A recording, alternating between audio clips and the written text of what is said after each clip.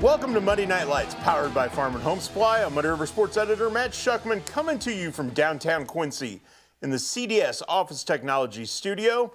And as you can see, I'm flying solo tonight.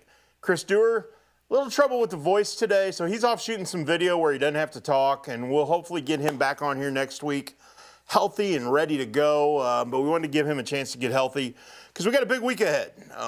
It's football playoff time. We are down to the state semifinals in Illinois, the state quarterfinals in Missouri. We've got college basketball going on all over the place. We've got high school basketball starting this week with the Illinois girls tipping off.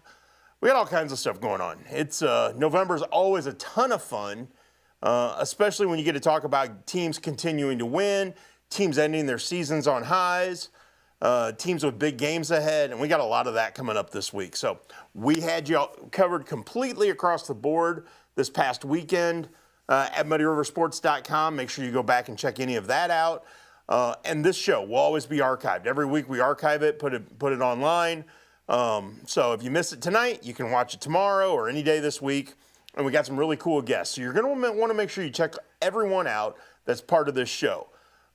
Tonight coming up, we've got 3 in-studio guests tonight. One, this hour, Allie Schwagmeyer-Belger, the head coach of the Quincy University women's basketball team, will be joining us right here in the studio. The Hawks are coming off a 2-0 weekend. Katie Flynn, sophomore guard out of Brown County. This team right here, which we'll talk about here in a minute. But yeah, she's from Brown County. She scored a career-high 32 points in Saturday's victory over Ursuline College. The Hawks went 2-0 in the Midwest region crossover. So Schwagmeyer-Belger will be joining us to talk about the Hawks' great start. And then in hour number 2, we're going to continue with that QU Hawks theme because the head coach of these guys, the Quincy University football team, Jason Kilday, will be joining us here in studio. And we got a special guest coming with him. Defensive coordinator Dan McEwen is coming in to join us. He's the guy that is responsible for Shuck 'em Up. And we'll tell that story tonight. So really cool. And we'll unveil this week's Shuck 'em Up play of the week. Double barrel coming at you again this week. We got a high school one and we have a college one, QU themed, by the way, since Coach Q is going to be in here with us. So can't wait to talk to him about Shuck 'em Up. So Coach Kilday and Coach Q will be in here at the same time. Really looking forward to that. And then at the bottom of this hour, about 7:30, we're going to be joined on the Hess Auto Agency hotline by Calhoun coach Aaron Elmore. The Warriors undefeated, 12-0, heading into this week's Class 1A state semifinal against Brown County. Coach Elmore, some people around here will know him. He used to coach at Beardstown. Now he's at Calhoun. His son's the starting quarterback for the Warriors. And it's going to be one whale of a ball game at 1 o'clock on Saturday afternoon in Hardin, Illinois at Calhoun High School. And I'm going to be there. I've already got it confirmed through Coach Elmore and the Calhoun administration. They're going to let me park the truck right, I believe, in the west end zone. I'm going to be able to do Shuck on a Truck right there from Calhoun. And we will be doing Shuck on a Truck regardless of who wins. Obviously, everybody kind of knows that Calhoun's just a touch out of our coverage area so far. As Muddy River Sports continues to grow, we continue to add teams to our coverage area. But we got 2 WIVC teams in the state semifinals. We're guaranteed of a WIVC team in the state championship game. And since we cover so many of those schools and we cover that conference kind of wholeheartedly, we're going to make sure we give you as much as intel and coverage of Calhoun as we do Brown County this week. So we really appreciate Coach Elmore agreeing to join us. That's coming up about 7:30 tonight. We'll talk about that game. I'm actually headed out to Brown County practice tomorrow to do some stories on the Hornets heading into this week. It's been a while since they've been to the state semifinals. Brown County has never been to a state title game. This could be a first. So we got a really cool thing ahead here on the Illinois side. We're a couple weeks away from that being the case in the Missouri side. This week, it's state quarterfinal action, and we still have 3 teams alive after the district championship games last Friday night. In Class 4, Hannibal, in Class 2, Monroe City, and in 8-man North Shelby all won their district championship games last Friday night. They will be playing in the quarterfinals this week.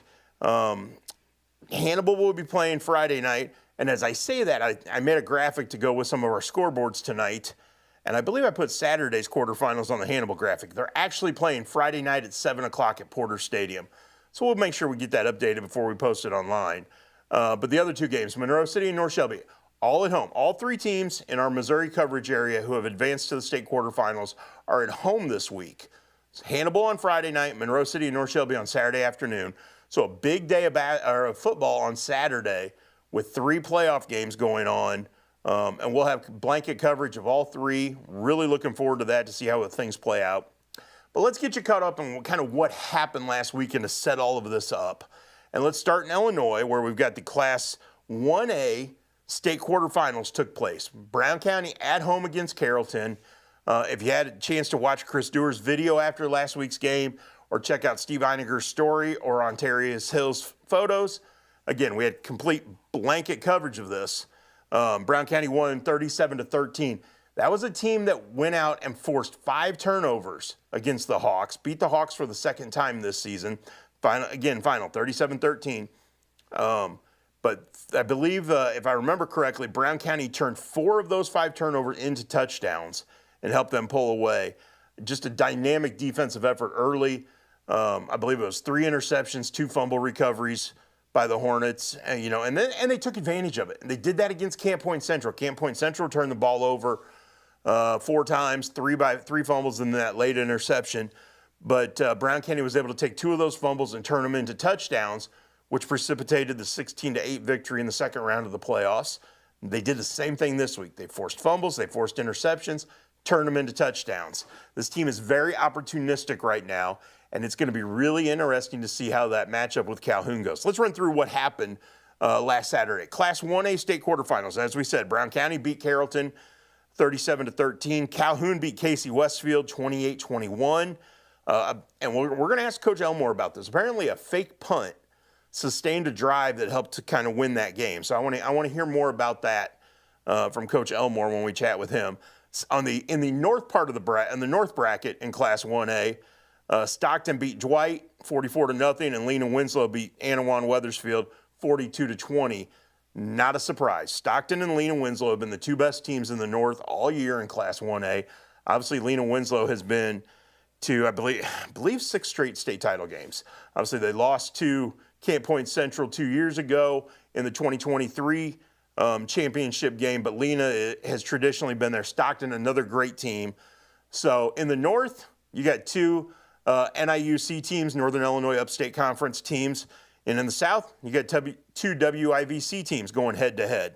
And both those games are Saturday afternoon. Brown County with a 10-2 record, taking on Calhoun with a 12-0 record. And then up north, Stockton with a 12-0 record, going to Lena Winslow 11-1.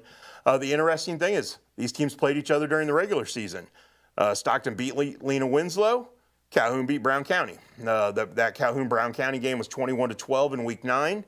So another rematch. This will be the 3rd straight week in the playoffs Brown County has had a rematch. And they've all been against WIVC schools. So interesting how the WIVC has dominated the South bracket in Class 1A. So one quick score I know people are very interested in. Rochester beat Springfield Sacred Heart Griffin in overtime on Saturday in the Class 4A quarterfinals. I know a bunch of Quincy Notre Dame kids were headed over there to watch that game. Those 2 teams played each other neck and neck during the regular season. Rochester won the head-to-head matchup in the regular season on a late field goal. Had a chance to win the game with a field goal as the time expired and hit the upright.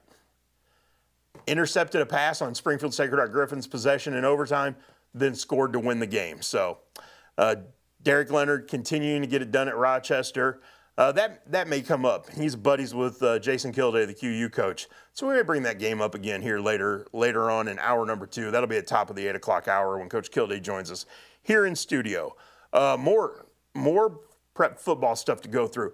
Missouri Class 4, talking about Hannibal. Hannibal beat Odessa 27-13 in the District 5 championship. West Plains beat Carl Junction 36-6 in the District 6 championship. On my graphic, it's wrong, so if it pops up on the screen, I'm blaming my producer because he knows I got it wrong and he still probably put it up there. So we'll deal with that at a commercial break, and we'll see if I keep him around or not. Just kidding. Remington Yates is a fantastic producer. Just got to give him grief every now and then. So West Plains 9-2, headed to Hannibal at 9-2. Both of those teams will square off 7 p.m. Friday at Porter Stadium in Hannibal. Love the fact that we've got a Friday night football game in the playoffs this week. Kudos, Clint Graham, the Hannibal athletic director, and Hannibal coach Jeff Gishwinder for getting that done and giving us a Friday night game to look forward to. Now we also have 2 Saturday Missouri playoff games. In Missouri Class 2, the District 7 championship, Monroe City smoked Brookfield 62-22. It was an impressive effort by the Panthers. The District 8 championship, Mid-Buchanan beat Cameron 42-28. And that sets up Saturday's state quarterfinal. Mid-Buck 11-0 coming to Monroe City 10-1. Kickoff 1 o'clock at Langford Field. Really looking forward to that. Our guy Shane Holsey will be there covering that and bringing you full highlights and updates from there. And lastly, in Missouri 8-man, the District 8 championship, North Shelby got revenge on Knox County. It lost to the Eagles during the regular season. North Shelby 72-32 over Knox. This game's going to come up later this hour in the adjust and chiropractic adjustment of the week. Chris Dorr breaks it down for you there. So we'll get more into that game later this hour. The District 7 championship, Worth County beat King City 48-12. Again, setting up Saturday's state quarterfinal. Worth County with a 10-1 record, headed to North Shelby with a 9-2 record, 1 o'clock kickoff in Shelbyville. And that's your Missouri 8-man update from Northeast Missouri. That was fun. There were a lot of good games on Friday night, good games on Saturday. I didn't see any of them because I was busy doing other things, like covering QU basketball, and was able to watch the QU men split a pair of games this weekend. Really impressive effort against Cedarville, and what a hard-fought effort on Saturday in a 1-point loss to Findlay. 2 great games. If you didn't check it out, we've got the Alpha Accessories sponsored QU round ball review from all home games this season. So you can make sure you check that out. Brad Hoyt and I breaking that down. We'll also get some player interviews mixed into that. Tiernan Steins, the sophomore guard, joined me after the victory to talk about that. And then the QU women go on the road. They head over to Truman State, Pershing Arena, pick up 2 victories. They beat Cedarville on Friday night, beat Ursuline College on Saturday. 2 really impressive performances in the first 2 games of the Allie Schwagmeyer-Belger coaching era. And guess what? She is going to be right here in the studio in just a couple minutes. So let's take a break, let her get in here, get mic'd up, so we can talk about a great weekend for the Hawks. So stick around. This is Monday Night Lights, powered by Farm and Home Supply.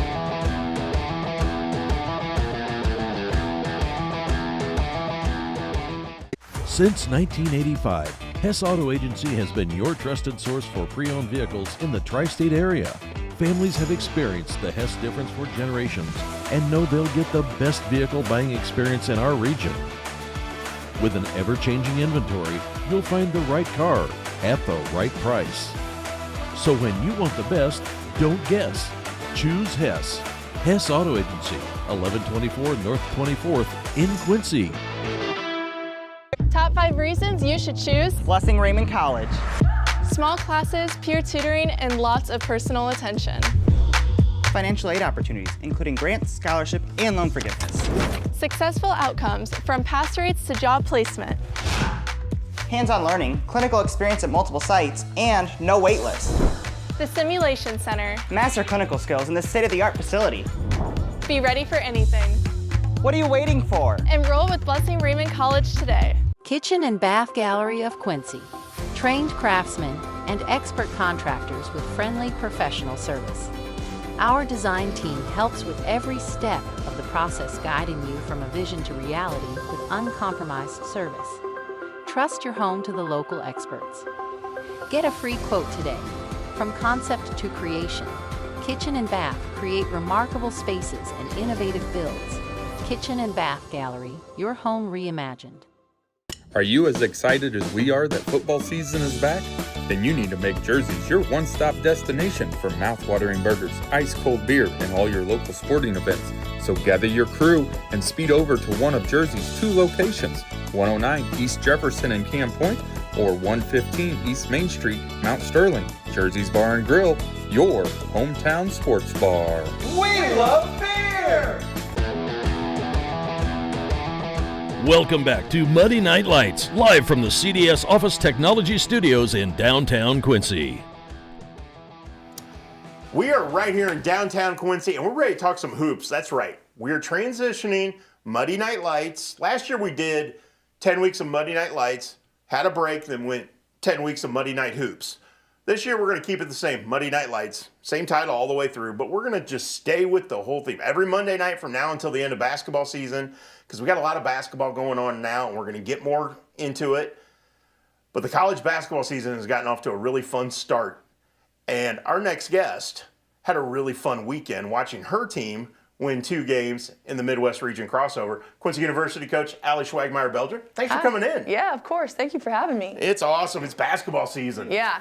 And once it starts, it does not stop, which is great. We had J.D. Gravina on the show via the hotline last week. Yeah. And he was talking about how much fun it is to watch you coach since he coached you. Yeah. That's got to be fun for you. I know you guys did an exhibition with WIU. Yep. That's got to be fun to kind of try to match wits with him, having played for him. Oh, yeah. It's so surreal. Like, I tell him all the time, I've had, I think, 15 to 18 coaches in my whole career, and he's one of my top 2 favorite coaches. And so the fact that, like, I'm able to, like, compete against him now at the coaching spot, like, that was just a surreal moment. And I told him, I was like, I felt so safe and comfortable competing against him for my first game. So I can imagine. Yeah. Well, and it wasn't too far from home. Yeah. You know, and it allowed your team to get their feet under them. Yep. That had to be important going into last weekend, that they'd already been on the court. They'd already faced another opponent. They had their feet under them a little bit. How big was that? Yeah, it was huge. You know, we go through game or practice film all the time, and we're competing against each other. So it was really nice to have that film breakdown of competing against somebody else. Yeah. Okay, what are the holes when we compete against somebody else? And that helped us prepare to go into this last weekend.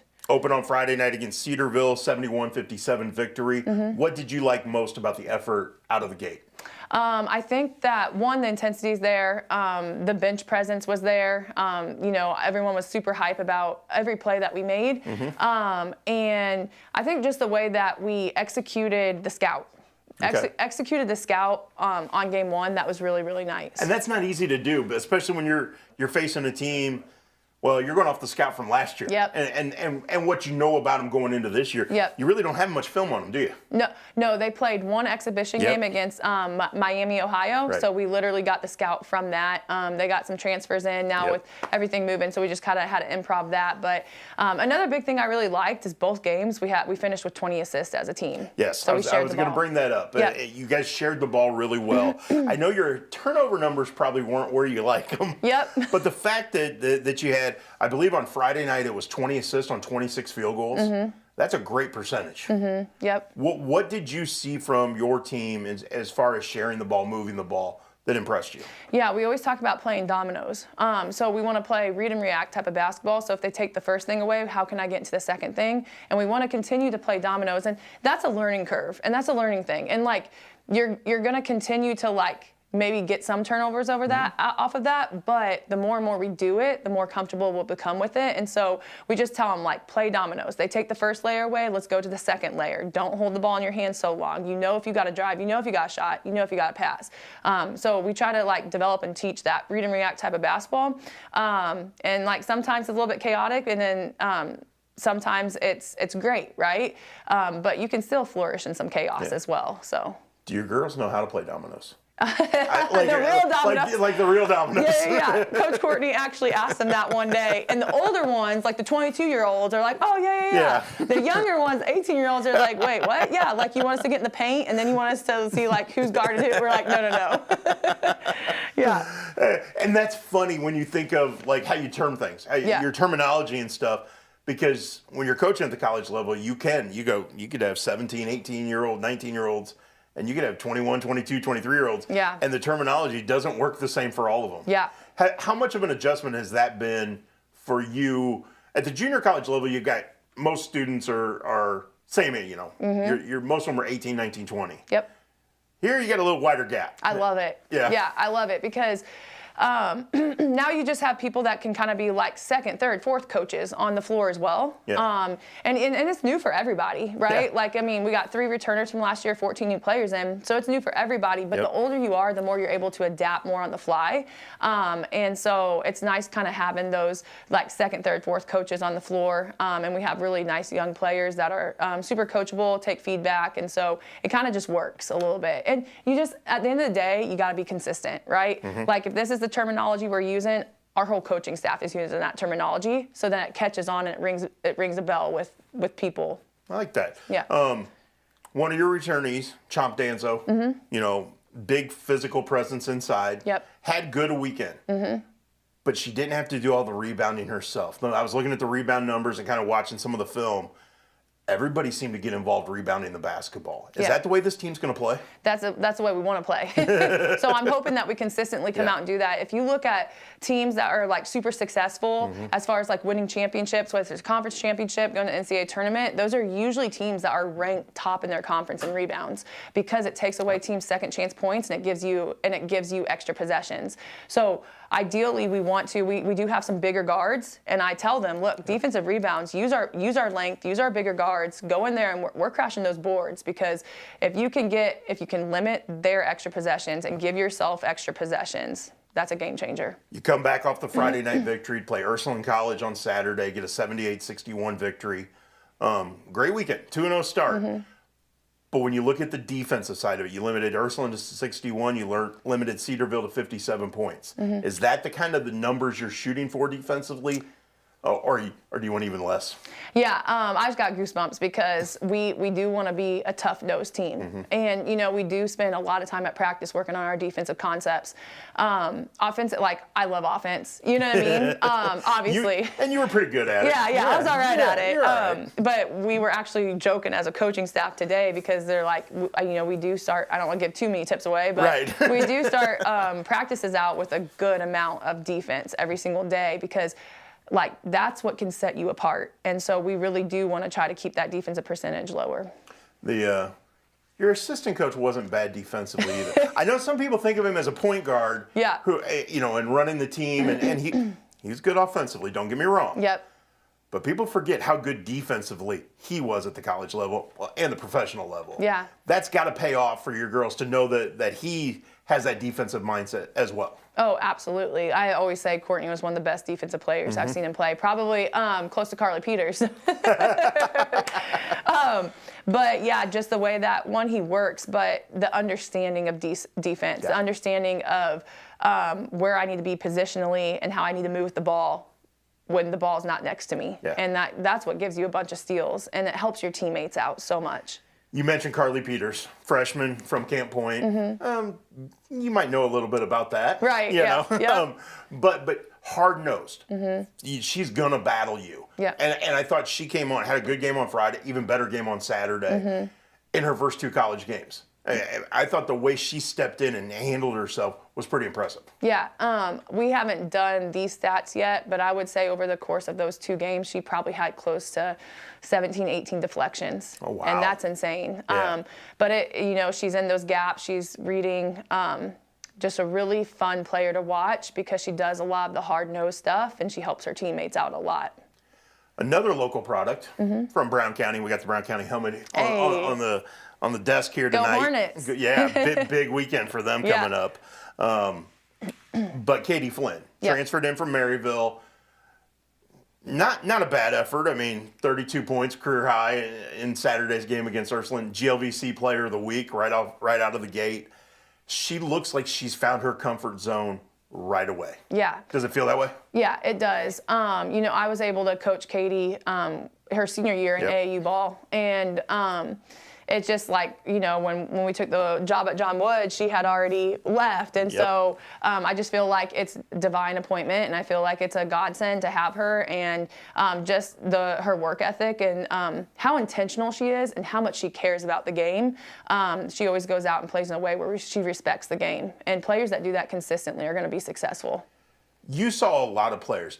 You coached a lot of good players with your AAU stuff over the years. But you also saw a lot of players. How much is that benefiting now when you kind of know who you want to recruit, how you want to recruit, knowing that you've had this broad base of scene players? Yeah. So with the AAU scene, we'll coach probably about 60 games in the Matter, because we have 2 teams in the Matter between March and July, right? Yeah. And so like you said, I get to see a lot of teams. I get to see a lot of talent, a lot of players.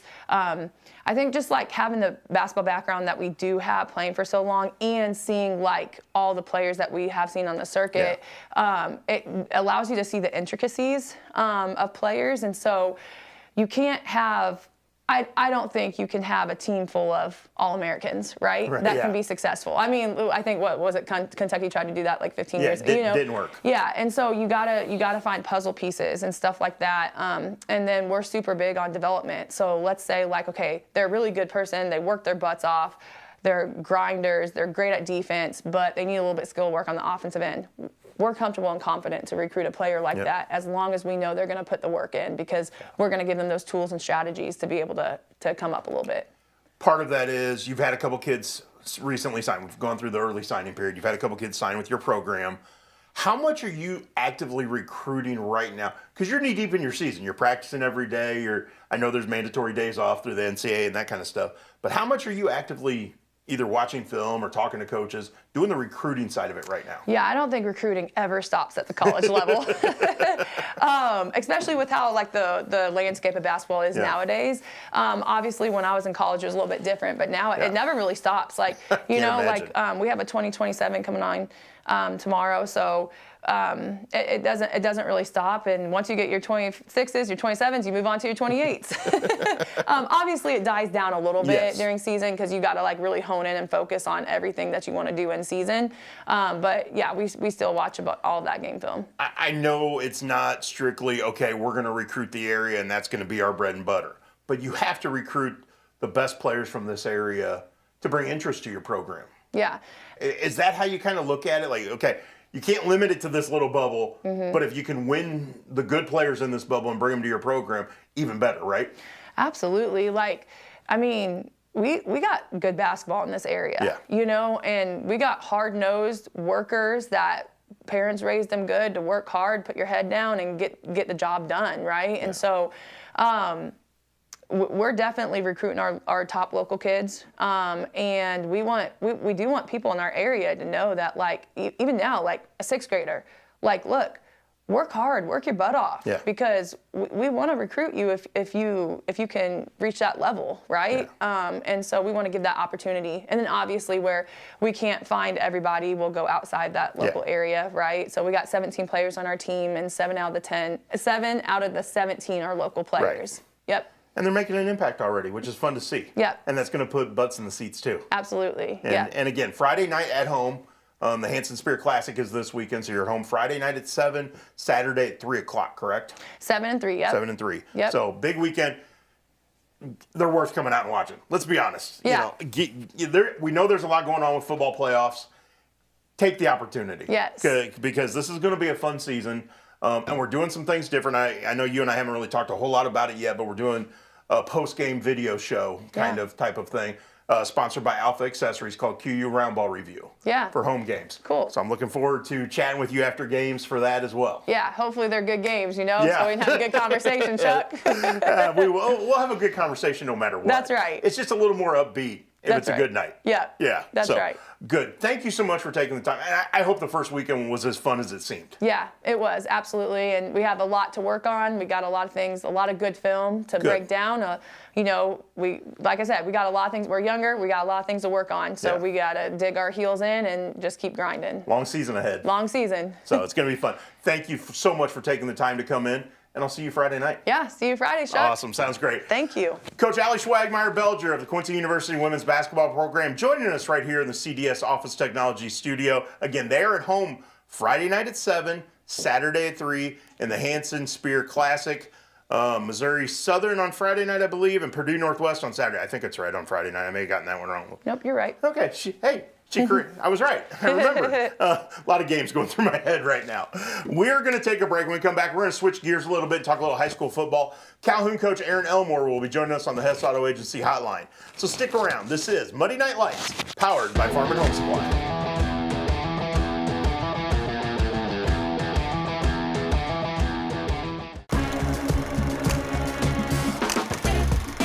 Decade after decade, Farm and Home Supply has been the place families turn for jeans that last. For style or for work, our jeans are made for every walk of life.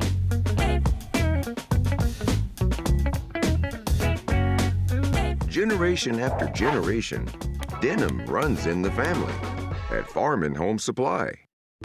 We believe that accessing care close to home is better for you and better for your family. For 120 years, Hannibal Regional has been committed to providing community-based, contemporary health care. From state-of-the-art surgical care to innovative cancer care, and now life-saving open-heart surgery. We are dedicated to expanding access to exceptional care in each of the communities we serve. Hannibal Regional, why go anywhere else? So what separates us most from all the other dealerships? It's the Toyota brand itself. Once they buy a Toyota, they never buy anything else. #1 vehicle on the market, the best sedan on the market, some of the best reliable trucks on the market. And our main goal here is to try and get our customers the best payment possible. We know the process and we pass that along to you. We're simply looking to buy vehicles off the street. And we want all makes and models of vehicles. And you don't even have to buy anything in return. We'll just simply purchase it from you. We can purchase a vehicle in 10 or 15 minutes or less. Meet us at the Scoreboard, 8th and York in Quincy. The home of Quincy's best cheeseburger is now under new ownership. All our time-tested menu items, along with some great new additions, all cooked on our perfectly seasoned grill, are waiting for you. New wings and new sauces. Ice cold buckets at some of the best prices in town. Or even in a frosted mug. Corner bar comfort for your favorite game on 7 big screens. Or play your own game and win big. The Scoreboard, 8th and York in Quincy.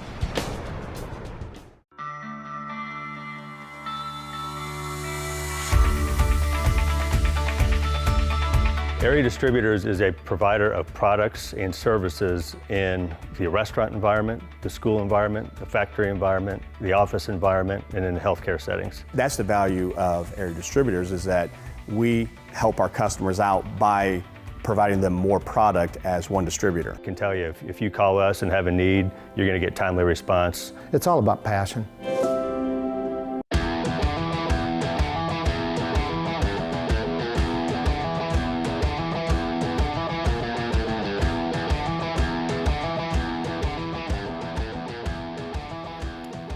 Welcome back to Muddy Night Lights, powered by Farm and Home Supply. I'm Muddy River Sports Editor Matt Schuckman, hanging out in the CDS Office Technology studio right here in downtown Quincy. Really appreciate Quincy University women's basketball coach Allie Schwagmeyer-Belger for joining us in the last segment.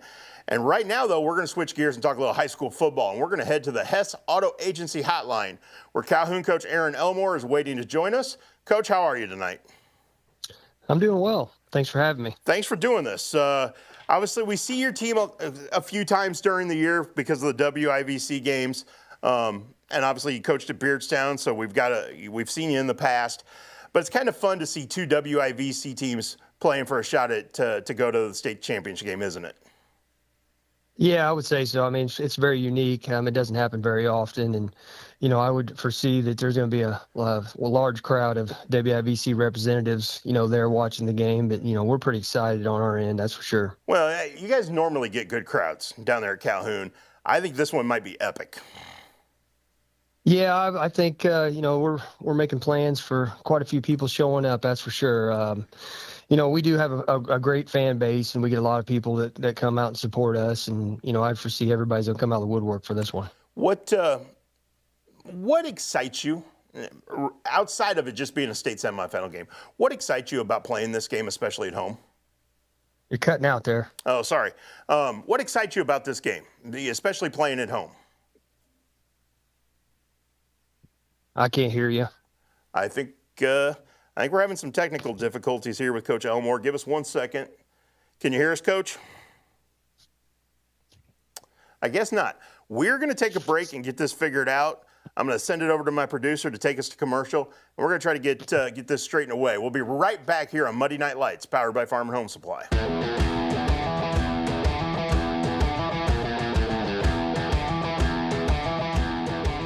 When you trust your healthcare needs to MDH, you'll receive the highest quality, compassionate care from our nationally accredited medical departments and award-winning staff. We are here for you 24 hours a day, 7 days a week, providing exceptional care right here in Macomb. We also accept Aetna, HealthLink, Blue Cross Blue Shield, and most other insurance plans for your convenience. McDonough District Hospital, your regional healthcare partner, growing our legacy one patient at a time. Does the thought of retirement overwhelm you? You are not alone. For over 25 years, Benson Financial Group has helped people just like you craft a plan to retire with purpose. Call us today in Quincy and Hannibal. For 135 years, State Street Bank has stood as a pillar of trust and stability in Quincy, Illinois. For generations, families have trusted State Street Bank to be part of their biggest moments. We look forward to the future with gratitude and excitement. Thank you for being part of our journey. State Street Bank, 135 years of banking you can trust.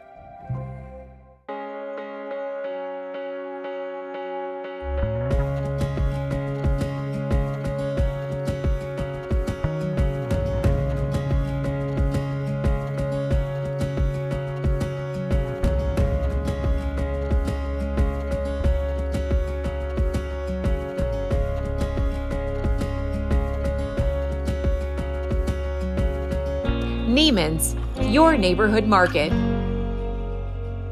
Kitchen and Bath Gallery of Quincy. Trained craftsmen and expert contractors with friendly professional service. Our design team helps with every step of the process, guiding you from a vision to reality with uncompromised service. Trust your home to the local experts. Get a free quote today. From concept to creation, Kitchen and Bath create remarkable spaces and innovative builds. Kitchen and Bath Gallery, your home reimagined. Not sure you're ready for retirement? With over 25 years of experience, the team at Benson Financial Group will meet you right where you are and craft a plan that's right for you. Call us today in Quincy and Hannibal. Welcome back to Monday Night Lights, live from the CDS Office Technology Studios in downtown Quincy. All right, welcome back to Monday Night Lights. We apologize. The Gremlins showed up before Christmas this year. I have no idea what happened, but we do have Coach Elmore back on the line. Coach, sorry about that. Hey, no problem. Thank you for sticking with us. What we were talking about was coming up Saturday's game against Brown County at Hardin, 1 o'clock kickoff. Aside from it just being a state semifinal game, what excites you about having this game at home in front of your crowd? Well, I just think that, like I said, we have a tremendous fan base, and everybody in the whole community is pretty excited, and we got a good group of kids that, want to go out and represent and play a good football game, and, we're just looking forward to it. Came back last week to beat Casey Westfield 28-21, a couple of big second half scoring drives. What did you see from your guys that kind of told you, hey, they're gonna fight to win this game? Well, I mean, they came out early in the third quarter, drove right down our throat, and we was kind of reeling, and then we just made a big play. We had our energy back, and football's a game of momentum, and I saw our guys. We refuse to lose, and that's the biggest thing. When you get in these situations, everything's going to be close in the playoffs, and we just have that kind of attitude with our group. And, once we got our energy back, we ended up playing some good football towards the end of the game, and we did enough to win. What has impressed you most about your team through 12 weeks and the way they've played? Well, I mean, we've battled through a lot of, adversity. We've had a lot of injuries and they had to have some guys that stepped up and, play some new positions, and they just, don't miss a beat. They just keep, working and we just play some relentless defense and, try to win some games. And, we just got a really good group. Well, you had kind of a slobber knocker with Brown County the first time around, 21-12 victory. How does that game help, I guess in both teams' perspective, how does that game help you prepare for this one?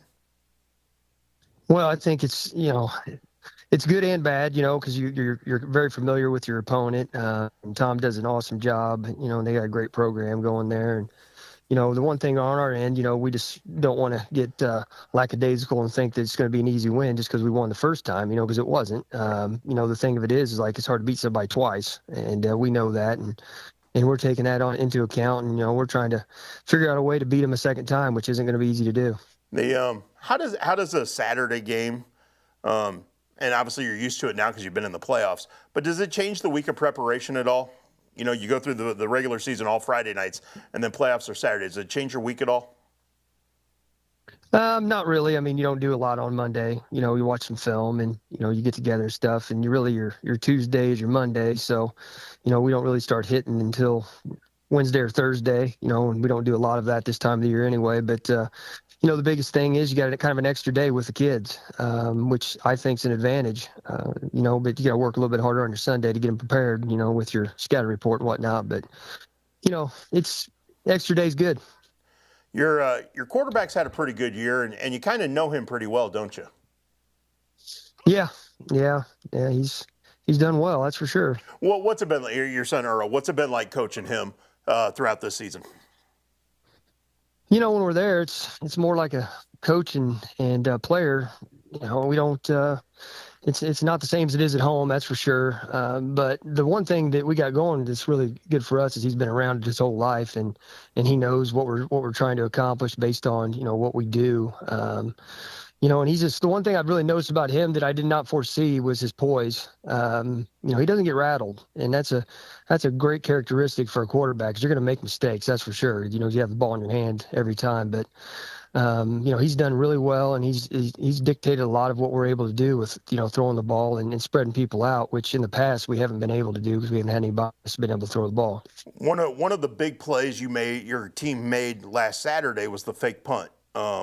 Having a player who can make plays like that in Jack, how big a difference maker is that for you guys, that knowing you could use him in a variety of ways?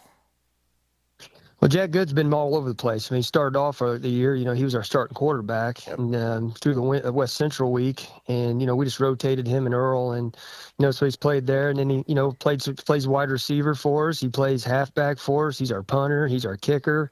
I mean, he's our punt returner. He's our kick returner. I mean, he's just multitasking guy that's a great football player that, you know, when the ball's in his hands, he's electric. And, you know, last week when we faked the punt, I just kind of looked and seen what, you know, we practiced these fake punts all year long, and we never use them. And, you know, it was one of the situations where it was a 4th and 2, and I was like, you know, I think he's going to get it, and, you know, and rolled the dice, and you know, we came up, and he got a 42-yard, you know, run. So it all worked out, and he's a great player. When that play happens, how much do you on the sideline enjoy that moment, or are you automatically thinking, okay, next play? Well, you know, as a coach, you're automatically probably thinking about the next play. But yeah, you enjoy watching him, you know, him run, or anybody else that's, you know, making a great play, you know, while it's taking place. But then you got to really, you know, go back and think about what you're going to do next, because, you know, we was trying to score. So that was the main focal point at that point, you know, and so you just got to think about the situation, that's for sure. I know it's a big week, state semifinal, a lot to do, a lot to get prepared for. Are you able to sit back and enjoy this week at all? Well, that's what I've been telling the guys. You know, the big thing is, you know, we're trying to be focused on winning the football game, but you know, you got to enjoy the ride too. You know, everybody in our whole school is excited, and the whole community's excited. You know, except those pats on the back, and, you know, when you go to the gas station or what you do, and just sit back and try to, when you go home, just reflect on, you know, what you're actually doing, you know, and, you know, it's not easy, and, you know, they'll have more fun with it probably whenever the actually season's over, whenever they can calm down and not think about actually playing in the games. But, you know, we're trying to enjoy it, that's for sure. Well, good. Well, it's been one heck of a ride for your team, and it's not over yet. It's going to be a fun game on Saturday, and regardless of outcome, we know a WIVC team will be playing for a state title. Now we just got to wait till Saturday to figure out which one, right? Yeah, just got to find out which one. But it's awesome to, you know, we had a great conference, and, you know, it's just the proof's in the pudding. You know, none of our teams lost to anybody outside of our conference this year, so that's a big deal, I think. I agree. Well, Coach, thank you so much for taking the time to join us tonight on Monday Night Lights, and I really look forward to being there on Saturday, and we'll see what happens, and maybe you and I are sitting on the tailgate afterward doing a shuck on a truck. Well, let's hope so. That's the way I'd like to see it. Love to see it, Aaron. Hey, thank you so much for the time, Aaron, and we'll see you on Saturday. All right. See you later. Have a good evening. You too. That was Calhoun coach Aaron Elmore joining us on the Hess Auto Agency hotline. Had a few little gremlins and technological snafus there early, but what a great interview, and really appreciate him giving up a little of his time this week to break down the Class 1A state semifinal coming up on Saturday. That's a 1 o'clock kickoff in Hardin, Illinois, Brown County against Calhoun. Rematch of Week 9, a WIVC battle, and like we talked about with Coach Elmore, There's going to be a WIVC team in the state championship game once again, and that's a wonderful thing for this conference because this conference is the best small school conference in Southern Illinois.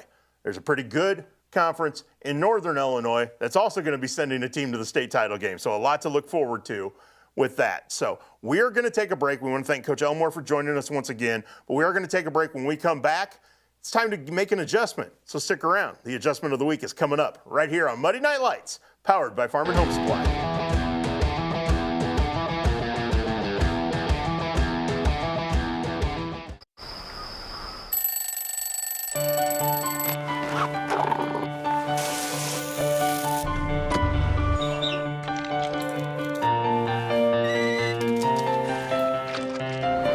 Since 1929, we've been here to serve our communities with the best products and the best service. You are the reason we go to work every day, and we thank you for that. After all, we live where you do.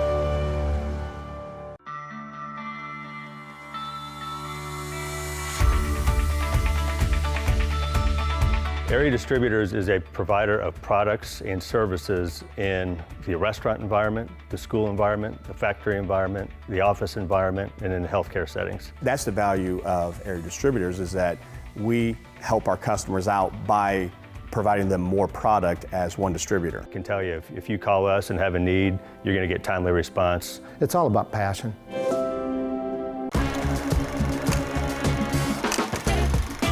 Decade after decade, Farm and Home Supply has been the place families turn for jeans that last. For style or for work, our jeans are made for every walk of life.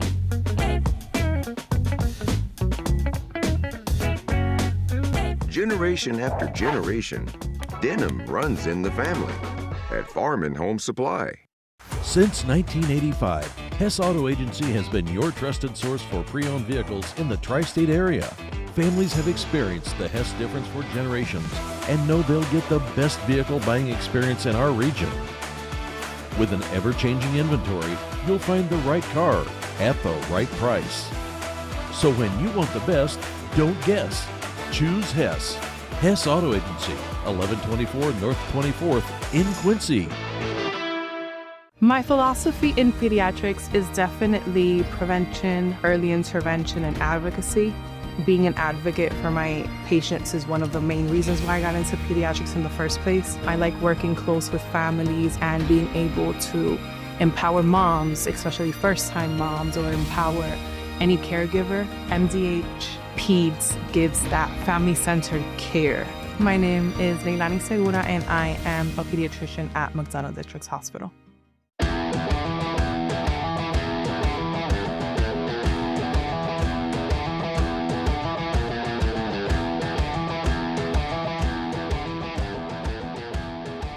Welcome back to Muddy Night Lights, powered by Farm and Home Supply.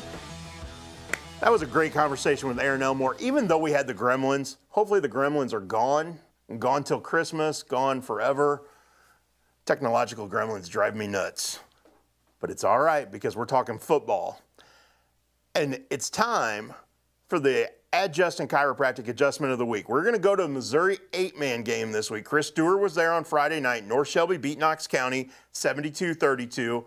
Reversal of the regular season where Knox County beat North Shelby. Gannon Bowen's return to North Shelby made a big impact, but the defensive plays, including setting the edge, made an even bigger impact, and that's what Chris Stewart wants to show you on this week's Adjust and Chiropractic Adjustment of the Week.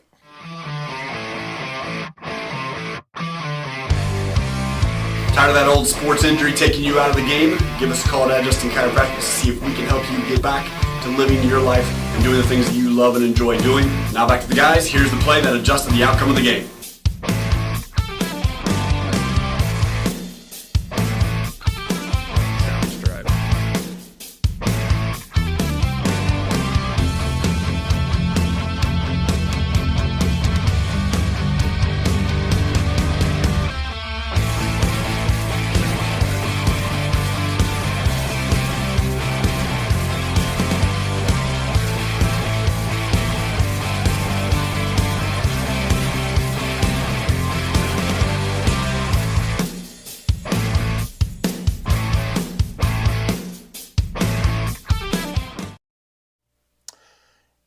read Dewar-isms last week, you know how much Chris Dewar talked about this game and the matchup between North Shelby and Knox County and how much of an impact the Gannon Bowen return was going to have for the Raiders and how good Cooper Clare is. He was our classroom champions last week, brought to you by Dot Foods. And the Knox County quarterback was one of the best 8-man offensive weapons all season, over 30 rushing touchdowns in 8.5 games, I think is what it was. Incredible numbers, but North Shelby did an incredible job of getting to the edge, maintaining the edge, forcing everything back inside, and Cooper Clare wasn't able to use his athleticism to dance all over the field. And what happens? North Shelby wins 72-32. Now, here's the interesting part of this. I thought North Shelby was going to be on the road. Typically, what Missouri does in the playoff system is the team in an odd number year, the team that wins the odd number district is the home team for the state quarterfinal. Now, there's a couple little caveats in there, and because of those little caveats, North Shelby gets to host, even though they were in an even-numbered district. So North Shelby's at home against Worth County on Saturday. Worth County with a 10-1 record, North Shelby with a 9-2 record. That one of those two losses was to Knox County. They also came across the river and played an Illinois team in a Week 9 game at Bush, a neutral site location in Bushnell. Took on Milledgeville, one of the best teams in Illinois in 8-man football. Lost that game in a tight one. And now they're healthy. They've got an experienced coach in Ken O'Laughlin, had a ton of success at South Shelby, had success back in the day at North Shelby as an 11-man coach. And he's proven he can coach 8-man football as well. So going to be an interesting game on Saturday. We will have complete coverage of North Shelby's state quarterfinal game. We're going to send somebody over there to get some video. We'll get some highlights, just like we will all of the Missouri state quarterfinal games involving our teams. Got 3 of them going on this weekend. Hannibal at home Friday night, taking on West Plains. The Zizzers are going to make the drive up from Southwest Missouri, take on the Pirates. 7 p.m. kickoff at Porter Stadium. You can read about the Pirates' effort over the weekend at muddyriversports.com. And then senior columnist Don Krim had a column about the Pirates we posted this morning on how they reacted to a tight game. It was 7-7 at halftime. And this is a Hannibal team that had either blown most people out, had the lead on most people. And even in their 2 losses, those were 3-point losses to 2 teams where it was nip and tuck. But they had been in control most of the season against an Odessa team coming into Hannibal on Friday night that most people thought Hannibal was going to blow out. And it was 7-7 at halftime. And it was interesting to read Don Krim's column because it talked about how this team didn't overreact to that. Didn't go into the locker room. There was no yelling, no pouting, it's like, okay, what do we do to win? Let's go do it. And they did. And I know Chris Dewar has talked all season long about how good the Hannibal defense is. He's called it elite. He's called it one of the best in the state. They kind of proved it by the way they shut down Odessa. They're going to have to prove it again the next couple weeks if they want to get to play for a state title game. The interesting thing is once I sat down and kind of looked at the full bracket to see who was still alive, Kearney's on the other side of the bracket. Kearney's arguably been the best team in Class 4 all season, ranked number 1. Hannibal has lost to Kearney in the playoffs before. A few years back, I made that trip all the way to Kearney for a playoff game, and you watched Hannibal take one on the chin there. So I know how good that Kearney program is. That would be a really, really fun state championship game if you had Hannibal against Kearney playing for a state title here the first weekend of December. The Illinois state championships are Thanksgiving weekend. The Missouri state championships are a week later. And so right now, Hannibal, Monroe City, North Shelby, and a bunch of other schools throughout Missouri are waiting for basketball season because football's still going. Same thing's happening here. I've talked to Brown County basketball coach Jeff Bottorff. He's only got 6 guys in practice right now. That's a pretty lonely practice because the most you can do is 3-on-3, and you're not getting a lot accomplished. So he's got to wait for this football season to get over to see his team get up and running. With that said, they're supposed to open Thanksgiving weekend against Quincy Notre Dame at the Pit. I don't think that game's going to happen. I know there were conversations this past weekend. Even if Brown County loses on Saturday, there's just not enough time for him to get guys ready over basically a 3-day span to play against Quincy Notre Dame. So we'll see if that schedule changes. I know there's conversations being had.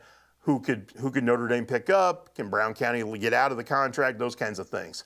I think it's all going to work out where they're going to find other opponents And you just never know. This Brown County team may be playing Thanksgiving weekend. Looked really, really good the last couple of weeks and really dynamic defensively.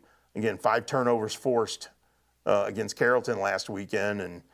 And Carson Flowers, as good as he's been all season, they found ways to make him struggle.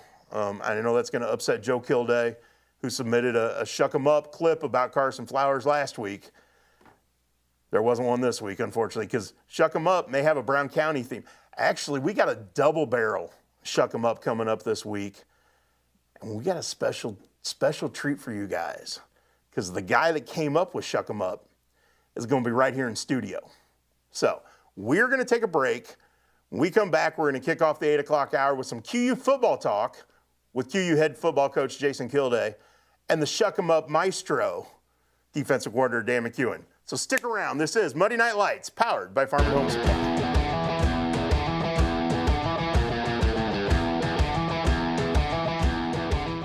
So what separates us most from all the other dealerships?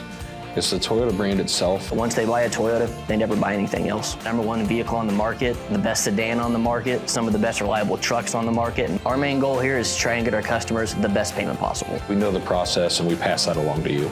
We're simply looking to buy vehicles off the street. And we want all makes and models of vehicles. And you don't even have to buy anything in return. We'll just simply purchase it from you. We can purchase a vehicle in 10 or 15 minutes or less. We believe that accessing care close to home is better for you and better for your family. For 120 years, Hannibal Regional has been committed to providing community-based, contemporary health care. From state-of-the-art surgical care to innovative cancer care, and now life-saving open-heart surgery. We are dedicated to expanding access to exceptional care in each of the communities we serve. Hannibal Regional, why go anywhere else? Meet us at the scoreboard, 8th in York and Quincy. The home of Quincy's best cheeseburger is now under new ownership. All our time-tested menu items, along with some great new additions, all cooked on our perfectly seasoned grill, are waiting for you. New wings and new sauces. Ice cold buckets, some of the best prices in town. Or even in a frosted mug. Corner bar comfort for your favorite game on 7 big screens. Or play your own game and win big. The scoreboard, 8th in York and Quincy. For 135 years, State Street Bank has stood as a pillar of trust and stability in Quincy, Illinois. For generations, families have trusted State Street Bank to be part of their biggest moments. We look forward to the future with gratitude and excitement. Thank you for being part of our journey. State Street Bank, 135 years of banking you can trust.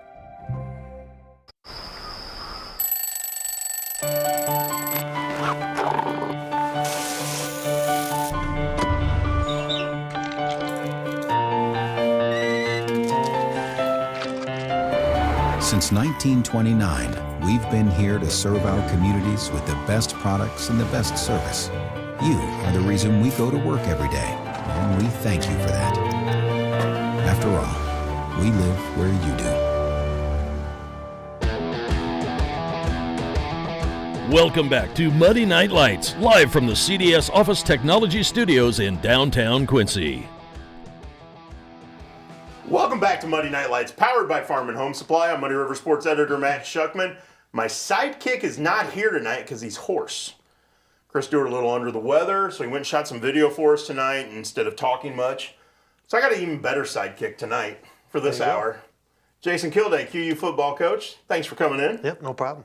It's always fun when you're coming in. Always. It's a good time. We always have a good time. Yep.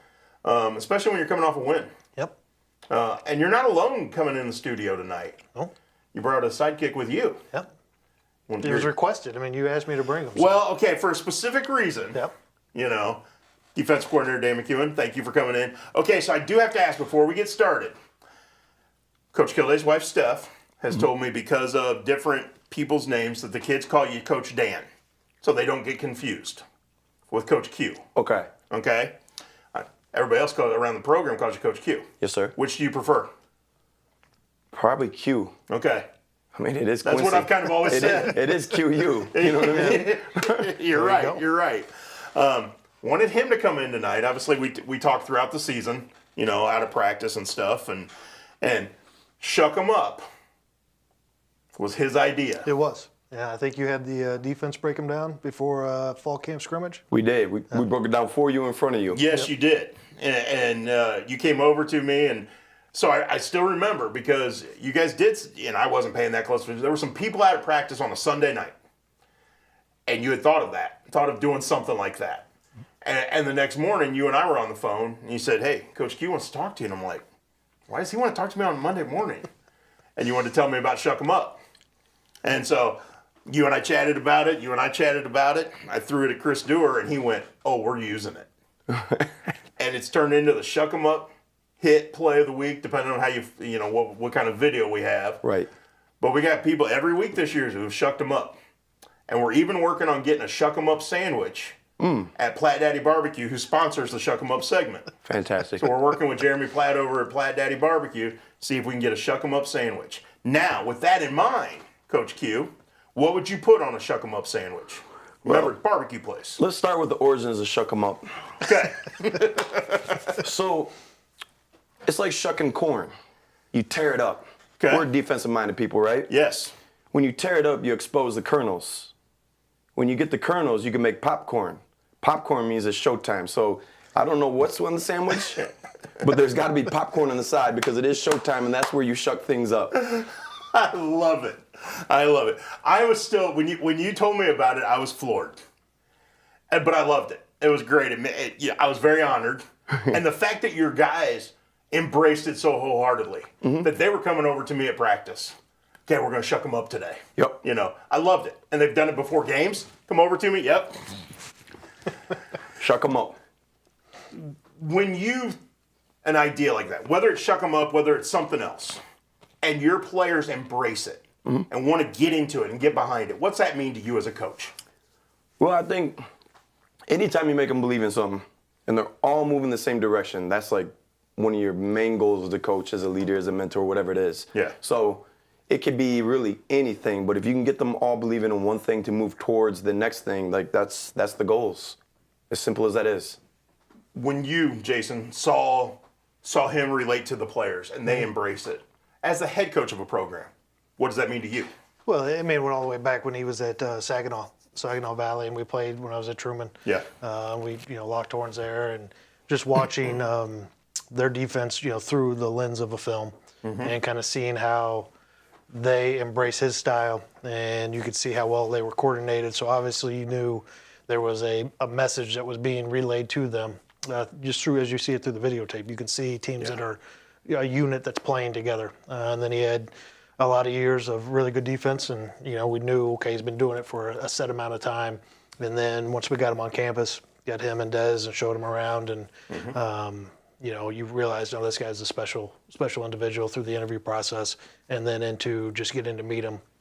And there's no fluff to it. He means what he says, says what he means, and then does a really good job of connecting his vision through words to his players, and then sells it just as quick as he sold Shuck 'em Up.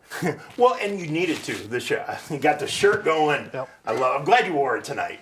We got those shirts for all the coaches. Tonight it's Monday. I wear this every Monday night. That's awesome. We even got your wife one. Yes, she loves it. That's awesome. Speaking of that, okay, you and your wife, you're from Michigan. Is she from Michigan as well? Yes, she is. Okay, so you coached at Saginaw Valley. Now you're at Quincy. Yep. A lot different than Michigan. How much of an adjustment was it for you guys as a family coming here and getting adjusted to Quincy? Here's the good news. Across the nation, every field is 53 and a third and 100 straight. You know what I mean? So that's easy. Yeah. But no, it's and likewise, when we first met Coach, we came up here, and I tell him it was either going to be really good or really bad, because he came out and he's wearing his cowboy boots. I said, it's one of two things. Obviously, it turned out to be the good one. And by the way, just so we know, we do have Boot Friday now in the office. Yep. Because of the headman. Yep. So no, it was really easy. I think she fell in love with the community. Him taking us around, and involving Dez was huge. Yeah. It's just everything's a family. We're just talking about it. All the wives and girlfriends are all together. It's awesome. It is outstanding. Well, it's easy to talk family. and you and I have talked about this a lot. You have 2 young kids. Yep. You know, and it's easy to talk family, but you got to be family, especially if you want to win.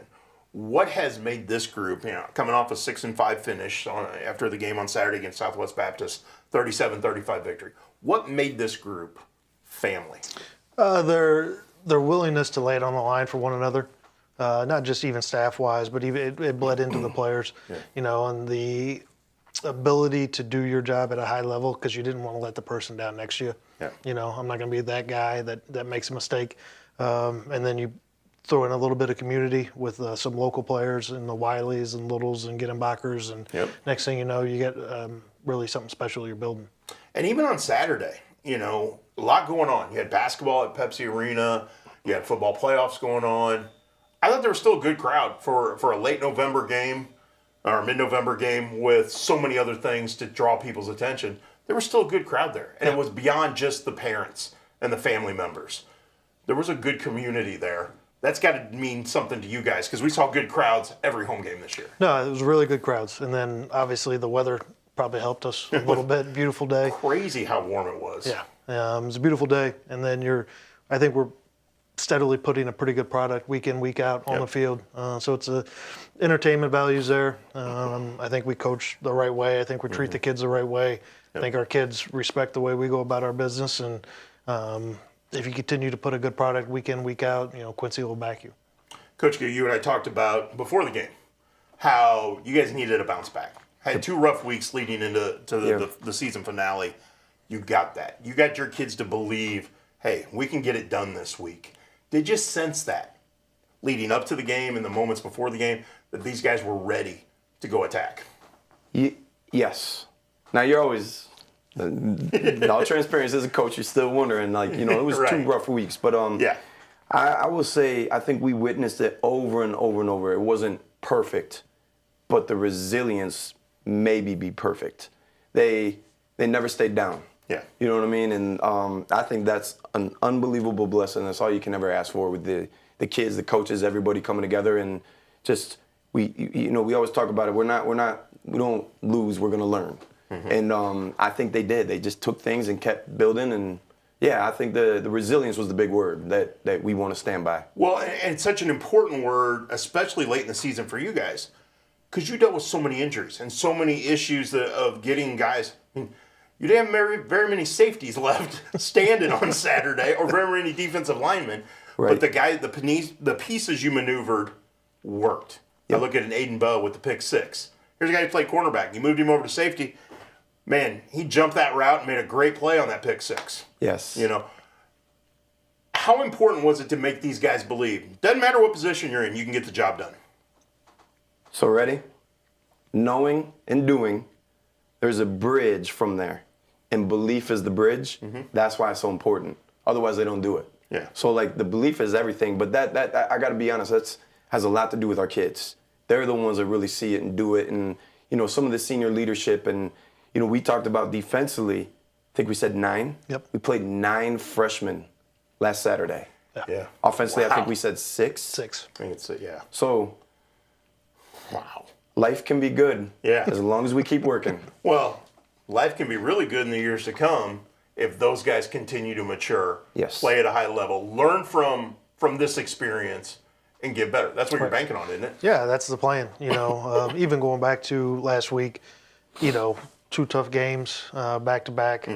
Obviously didn't put our best product on the field, and then come in. You're hoping, senior day last week, get to 6-5. Hopefully when they show up.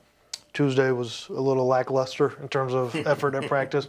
Wednesday was a little better, and then we do a 2-minute drill every Thursday, and it was pretty competitive for both the 1s and the 2s. I mean, guys were flying around, and it's kind of at that moment thought, I think we're going to be okay. You flush the last 2 weeks. It's the last week of the season, and guys got their motor going really at the right time. You had a moment after the game. You and I talked about it. I wrote about it. Your guys hugging each other, hugging you guys. Everybody telling each other, hey, I love you, man. Yep. That, as a coaching staff, has got to feel good that your guys embrace each other that way, embrace you guys that way.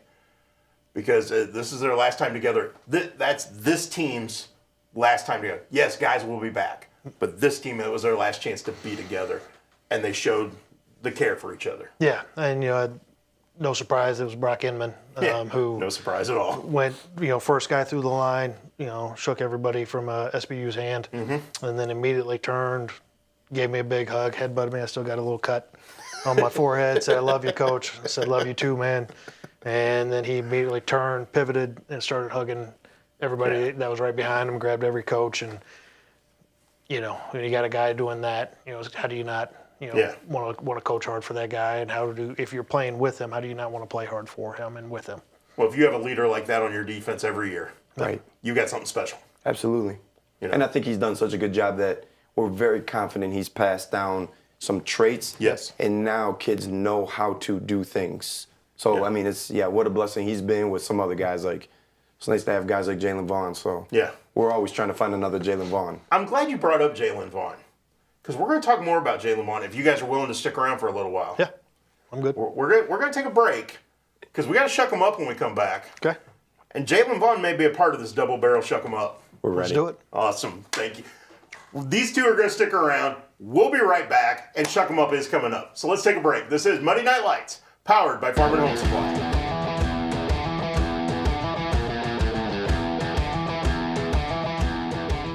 Does the thought of retirement overwhelm you? You are not alone. For over 25 years, Benson Financial Group has helped people just like you craft a plan to retire with purpose. Call us today in Quincy and Hannibal. Top 5 reasons you should choose Blessing Raymond College. Small classes, peer tutoring, and lots of personal attention. Financial aid opportunities, including grants, scholarship, and loan forgiveness. Successful outcomes, from pass rates to job placement. Hands-on learning, clinical experience at multiple sites, and no wait list. The Simulation Center. Master clinical skills in this state-of-the-art facility. Be ready for anything. What are you waiting for? Enroll with Blessing Raymond College today.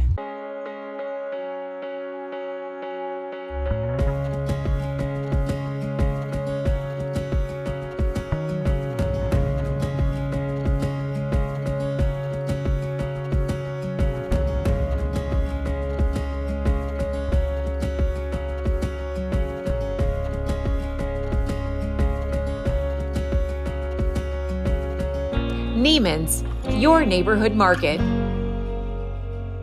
Ready to retire on your terms? At Benson Financial Group, it's about more than money. It's about purpose. With over 25 years of experience, our team works together to craft a plan that fits your goals and values in Quincy and Hannibal.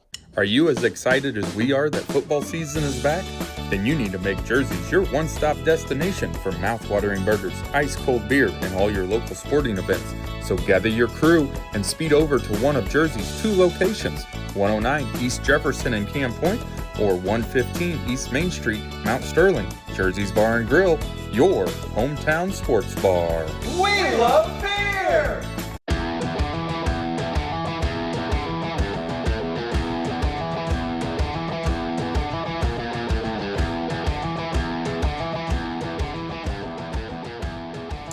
Welcome back to Monday Night Lights, powered by Farm and Home Supply. Muddy River Sports Editor Matt Shuckman here, coming to you from the CDS Office Technology Studio in downtown Quincy. You might not recognize, because this isn't Chris Dewar. Nope. But you're a better co-host, I think. Well, I'll take that. Yeah. Jason Kildake, Quincy University football coach. Always a blast coming in here. Yeah. However, I should have been better prepared. Okay. You know, we have bumper music coming out of commercials. Oh. I should have put some Eric Church in there this week. That's where you need a guy like me. I could have got that done for you. Yeah, you would have reminded me. Yep. Instead of me. Because I was running all over the place getting stuff done today, and I never even thought of it until just now. We could do like a full podcast on Eric Church songs. I think we should. I think we should have you on the Mud Brothers. You could be the 3rd Mud Brother. I'm in. So you know me, I'm in. We can make that happen. All right, we'll do that sometime. Coach Kildake joining us right here in the CDS Office Technology Studio, along with defensive coordinator Dan McEwen. Are you an Eric Church fan? You're gonna have to tell him who he is. Okay. So let me rephrase this. It's country. What kind of music do you listen to? Almost everything but country. Do you have a favorite band, a favorite artist, a favorite genre? You know, at our house, it's gospel, it's blues, I will get into the Death Row Records at times when I'm feeling good, but, you know. I get it. All right. Yep. We got to get him listening to some Eric Church. Well, we get it at practice, but he's always, he's kind of, he's not. But like, okay, so I was listening on Saturdays, and every home game, to the pregame music.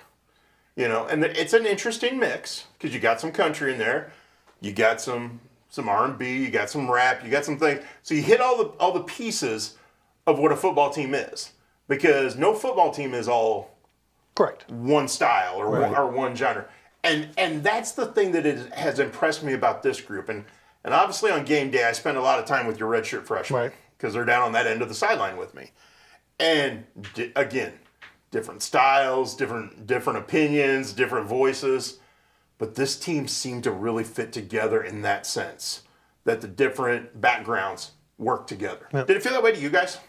I think so. We talked early on in spring ball and then in fall camp too of, in the old Westerns, it's, ride for the brand. Mm-hmm. And within that, you can be you can have your personality, but there is a overall brand that we're trying to put on display. So be you, you're good there. Yeah. But these are the styles that you have to live up to while you're being you. Finished 6-5, 37-35 victory over Southwest Baptist on Saturday. Back-to-back 6-5 seasons, back-to-back winning seasons. First time that's been done by the same head coach in almost 2 decades. Yep. And this time against a full 11-game schedule against all Division II opponents. Yep. That's a big deal. That's another one of those, we're making progress and doing it the right way. Is that how you view it? That's how I view it, and then the coach in you always looks at a few more games that, could have went your way. Mm-hmm. And the other side of that is we had a couple games that could have went the other way. Yeah. So we're finishing this one out when we had everything rolling our way. It was a pretty good moment, up 16. And in a blink of an eye, we're up 2. But to finish it out with the ball in our hands and take care of business and not let that collapse, you really saw kind of the encompassing of the season, kind of how we started to where we were in the middle. Yep. And then kind of, fell off in the last 2 weeks, and then finishing it strong in the fourth there was impressive. Coach Q, final play on the field for your defense was the 2-point conversion attempt. Yep. Stopped it. Yep. Did not allow Southwest Baptist to convert to keep that 2-point lead.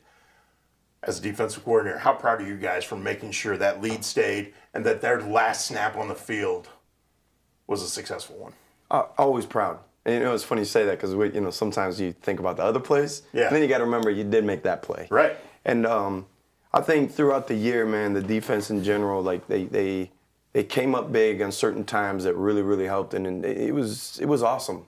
It wasn't the perfect Cinderella story on every game, but like their effort was awesome. They tried hard and they believed, as we talked about earlier. Yeah. And I think belief is making plays like that, being an optimistic defense, get after the football. Obviously, we talked about the young guys. You had how many freshmen you had on the field on Saturday. But you did have the older guys who stuck through this, who whether it was a coaching change 2 years ago when you came in, or 5 years in a Brock Inman case of being here and growing into this program, those guys earned it. And that should rub off on the other guys, shouldn't it? I think so. The one thing that impressed me with Brock, Jalen, Jacob Duke, the guys that have been here, 2, 3, 4, 5 years, they really took some time to make people appreciate or talk about, hey, there's a lot of growth in the program. Mm-hmm. We've come a long way in 5 years. Be appreciative of what you have and what's trying to take place now, because you don't always have that at other places.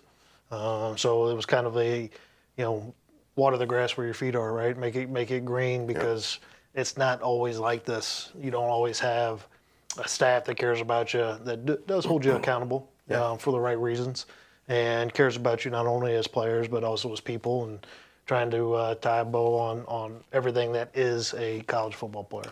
Oh, by the way, the redshirt freshmen down on the sideline, they know that you hold them accountable. I heard it a few times. Part of it. Yeah. You get all of me. Yeah, that's right. One of those guys you mentioned, Jalen Vaughn, had a special moment during that game on Saturday. We're going to talk a little bit more about that because it's part of our double barrel Shuck 'em Up this week, brought to you by Platte Daddy Barbecue. So we got a high school one, and we were talking about the Brown County team. They won their state quarterfinal game on Saturday, forced 5 turnovers against Carrollton. The first one came from a big hit that forced a fumble. So that's kind of our hit of the week, our Shuck 'em Up hit of the week. Okay. Our Shuck 'em Up play of the week came from your game. Okay. And as you and I talked about after the game, one of the loudest moments we've heard in that stadium in a while. Correct. And a double barrel Winchester alum. Yeah. With me and Jared Hoots. That's right. There you go. So see, I'm thinking things through. There you go. Even though I forgot the Eric Church music. Trying to be a co-host. I love it. You're doing a great job. So with that said, we'll talk more about this here in a minute. But let's check out Shuck 'em Up, brought to you by Platte Daddy Barbecue.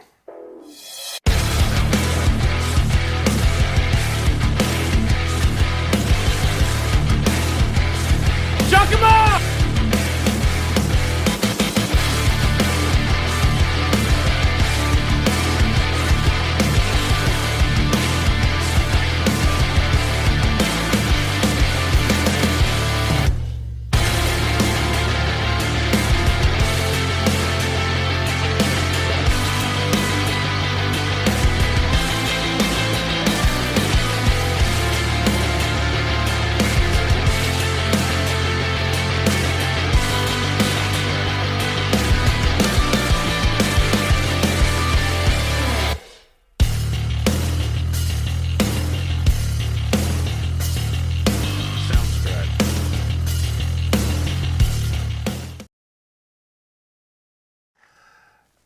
We love Shuck 'em Up.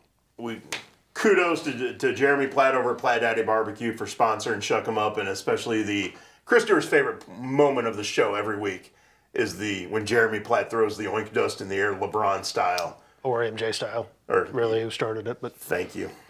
Everybody says LeBron. We know who the best player in NBA history Thank you. It's not even a question. Not even a question. He's got a look on his face like he's going to disagree with us. We may have discussed it a few times. Well, we know we're right. Right. So, right, Coach Q? We'll keep going. But the second part of that double barrel Shuck 'em Up was Jalen Vaughn's 2-yard touchdown run at the end of the first half. And I know it took Southwest Baptist by surprise when you threw him out there in the Wildcat formation, as much as it took me by surprise. Right. Because they called a timeout. And I'm thinking, okay, they called timeout. You're going to reset. You're going to go normal. And you stuck with it. Right. As a coach, was this your idea? Was it his idea? Was it someone else's idea? How'd this come about? Well, Wednesday afternoon, people sometimes walk by your office, and sometimes they're afraid to walk in. And I kind of saw a large shadow walk by my office once, and then come back by and kind of hang a little bit. Okay. And then it passed by a little quicker the third time. And when you say large shadow, Jalen Vaughn's 6'3", 285 pounds. Yeah, he doesn't cast a small shadow. Yeah, I'm a big guy. I can say that. You're gonna notice him. You know what I mean? Yeah. And about 5-10 seconds later, Coach White, our D-line coach, came in and said, "Hey, Jalen's got a question for you." I said, "Well, send him in. What's he got?" And he said, "I want to win the game, most importantly. But if we get down inside the goal line, can we do a goal line short yardage play for me?" And I kind of laughed and I said, "You go into Coach Warner's office, you draw something up. If we like it, we'll go with it." Okay. So he went in there for 10, 15 minutes. He drew something up, came back in, said, "I think we got something." I said, "Sounds good. We'll put it in." I didn't even look at the play. Okay. And then 10, 15 minutes go by. I go in there. I look at what he has drawn. And I looked at Coach Warner. He shook his head no. And I'm like, "I'm with you. He only has 10 people on the field. So can we get something for him?" Yeah. And he's like, "Yeah, we'll come up with something." So that was Wednesday. Thursday, we practiced it a couple times, and we rolled the dice. Saturday, you ran it. Saturday, we ran it. And ran it to perfection. Made it look easy. It really did. Yeah. And I love the fact that here you go, you've got 6'3", 285 pound Jalen Vaughn, who started the game with a huge sack. Right. And I meant to send it to my producer, and I forgot because I was having to throw it up on the screen on the TV. I got a great photo of it because he's airborne when he makes the sack. I mean, and I got lucky. but he's horizontal. When he makes the sack, it's like, whoa. Because he is very athletic. He is. Yes. He is. You know, so starts the game with the big sack, gets the touchdown with Colin Parsons as his lead blocker. It was just, the way it all played out was great. As his defensive coordinator, how much were you cheering on the sideline to see him do that? First of all, we all want to win. Yeah. Go do it. Yeah. Second of all, I thought, if you're going to use Jalen, maybe I'll use Braden Little on the defensive side. So, no, of course, that's part of it. You see everybody was cheering him on, teammates, everybody, the fans. And he's such a great human being. So, on top of that, he is a freak. He really is freaky. Really is. We watched that film and his balance and actually just holding the football. It's like he's done that before. Yeah, it was really fun to see because there's a senior who's been through it, who embraced the moment. Right. Yeah, and again, wanted to win because he wouldn't have played so hard as he did defensively if winning wasn't the priority. Right. But to add that little cherry on top with that play, I think that the other thing it shows everybody else on this team is that as serious as you guys are as coaches, you have fun with it too. Right. And you have to, don't you? Yeah, no, you got to mix in your fun. You're going to have your little jokes and your little sidebars that happen throughout a season. And, he looked really athletic running it, and we also had a pass off of it too. Right. And the first time wasn't as good when we repped it on Thursday. Yeah. We had to reload it. Braden had to give him some pointers. Okay. But he can sling it a little bit too. All right, I like that. You mentioned Braden Little. Really good season, freshman quarterback. Yep. A freshman can go through some pretty big lumps and some ups and downs. And he did have some ups and downs. I think anybody who thought he was going to step in as your starting quarterback, come from Quincy High and do the same exact thing and just sling the ball everywhere to everybody all the time, kind of misunderstood the college game. Right. But I think you see him. You see a young halfback tight end in Elijah Gennenbacher. You see some young receivers in Owen Hampton and Jackson Burnett. You see the pieces that are the future of this program. That's got to excite you, doesn't it? It does. And, even with Braden, really all of them, you do have, it's a young nucleus of guys, and they had their moments where they played really well, and they had their moments where they played not so well, but there were no real slumps, and particularly with Braden at the quarterback spot. You can't afford to have long stretches where you're not playing effectively. You might not be playing well, but can you play effectively? Yeah.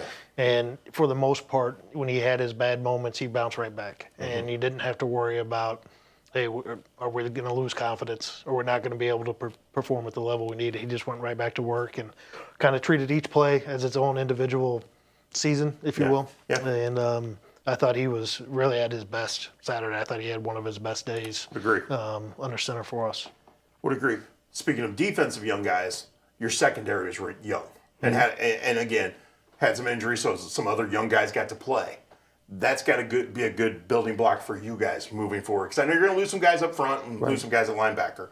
But when you return all that much experience at secondary with some very talented guys, that's a good building block, isn't it? Absolutely. And their progression, when you really watch from game one up until 2 days ago, it's awesome.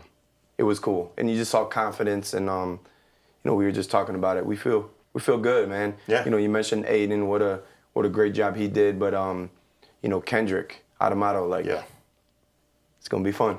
He's a good player. He's I like watching him play. He's only gonna get better. Yeah. And then Caleb Unks did a great job. Yes, he was just very consistent for us, and things will only get better. And I think all those guys, they love football too. We talked about it. They're the guys that stay after to watch the Scout Bowls on Fridays instead of going back. They just love being around football. So can't ask for anything better. Yeah. Well, and the other side of this is you both have been around the game a long time. And coached at the college level. You had young coaches on your staff who I thought grew as the season went on and embraced the college coaching style, and I think are going to be really good college coaches as they move on in their careers. Yeah, no, and they're really good people. Yeah. They care about teaching the game the right way, coaching the game the right way. Probably my favorite moments throughout the season, we do a staff dinner every Monday, and we should invite you to one. I would love it. You have no idea where that conversation is going to go.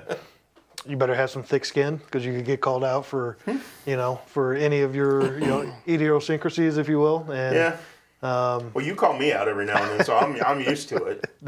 It was, I don't know if I've had as many laughs on a Monday as I've had this season. Just good sitting in there and, shuck them up on a Monday afternoon, after you got a full day of game planning. Yeah. So I love shuck them up. Thank you for that. I mean, it took off. Like I had a kid, the very first recipient, the very first week we did it on this show was a kid from Highland High School across the river named Chris Gauss. Shout out, Steph. Yeah. Oh, that's right. I got to be careful what I say. Yeah. But I saw him at the Brown County Central playoff game. Highland season was over. He came to that game, and he brought it up. And he was excited about it. And so thank you. Thank you for throwing it at me and letting us run with it. Absolutely. Well, thank you.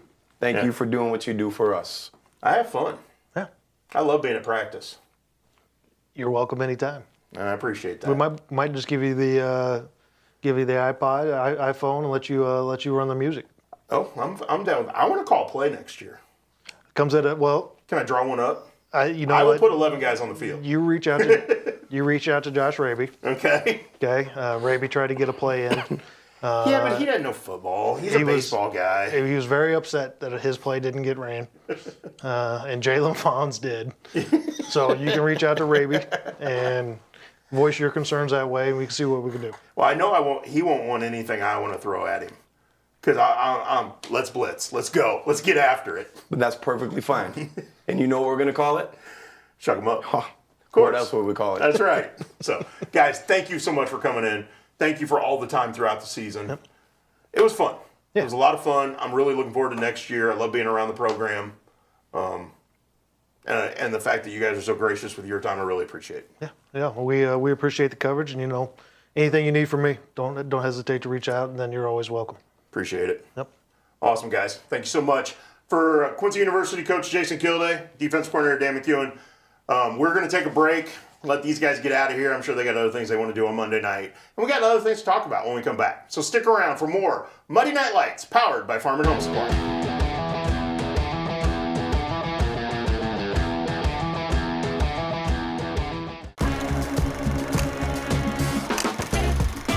Decade after decade, Farm and Home Supply has been the place families turn for jeans that last. For style or for work, our jeans are made for every walk of life.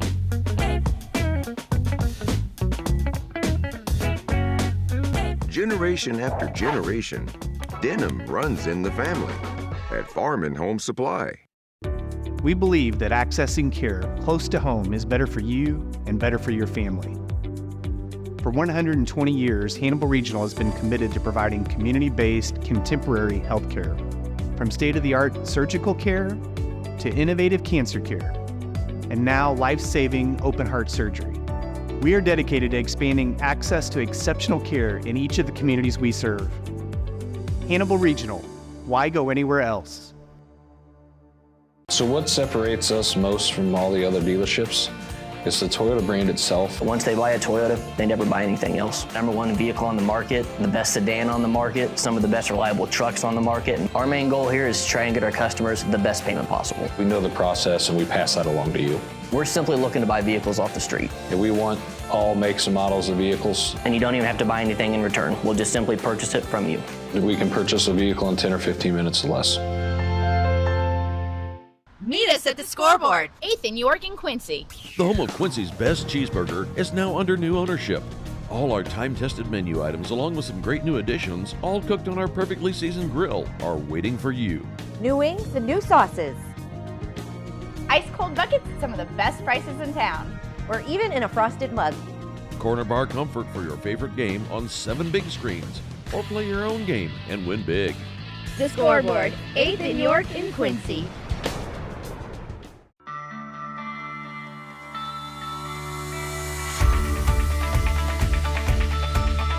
Area Distributors is a provider of products and services in the restaurant environment, the school environment, the factory environment, the office environment, and in healthcare settings. That's the value of Area Distributors, is that we help our customers out by providing them more product as one distributor. I can tell you, if you call us and have a need, you're going to get timely response. It's all about passion.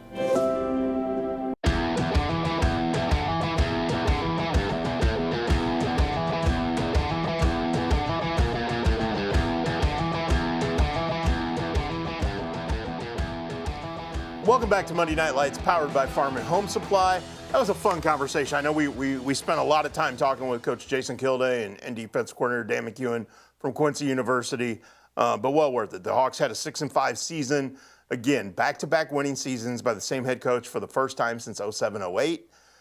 First season with 11 games against all Division II opponents, and ended up with a winning season. A lot of progress shown in 2 years under Coach Kilday, and it's been a lot of fun.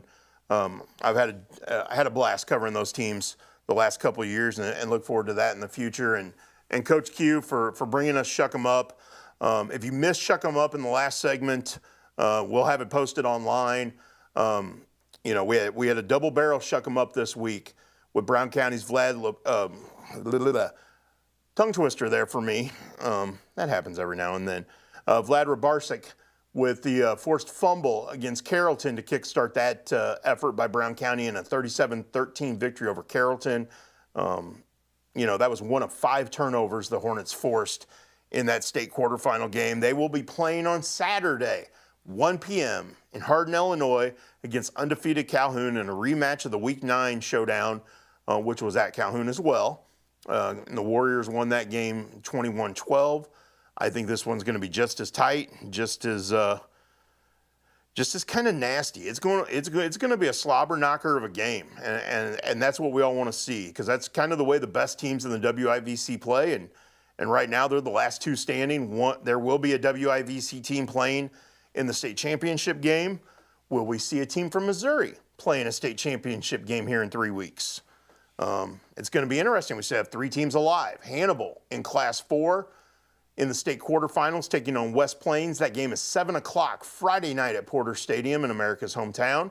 And then we have 2 state quarterfinal games at 1 o'clock on Saturday. Monroe City taking on Mid-Buchanan. That game is at 1 p.m. at Langford Field, in Titletown. And then in Shelbyville, Missouri, North Shelby takes on Worth County. So we had 3 teams with legitimate chances of getting to the state finals. All 3 are playing really well right now.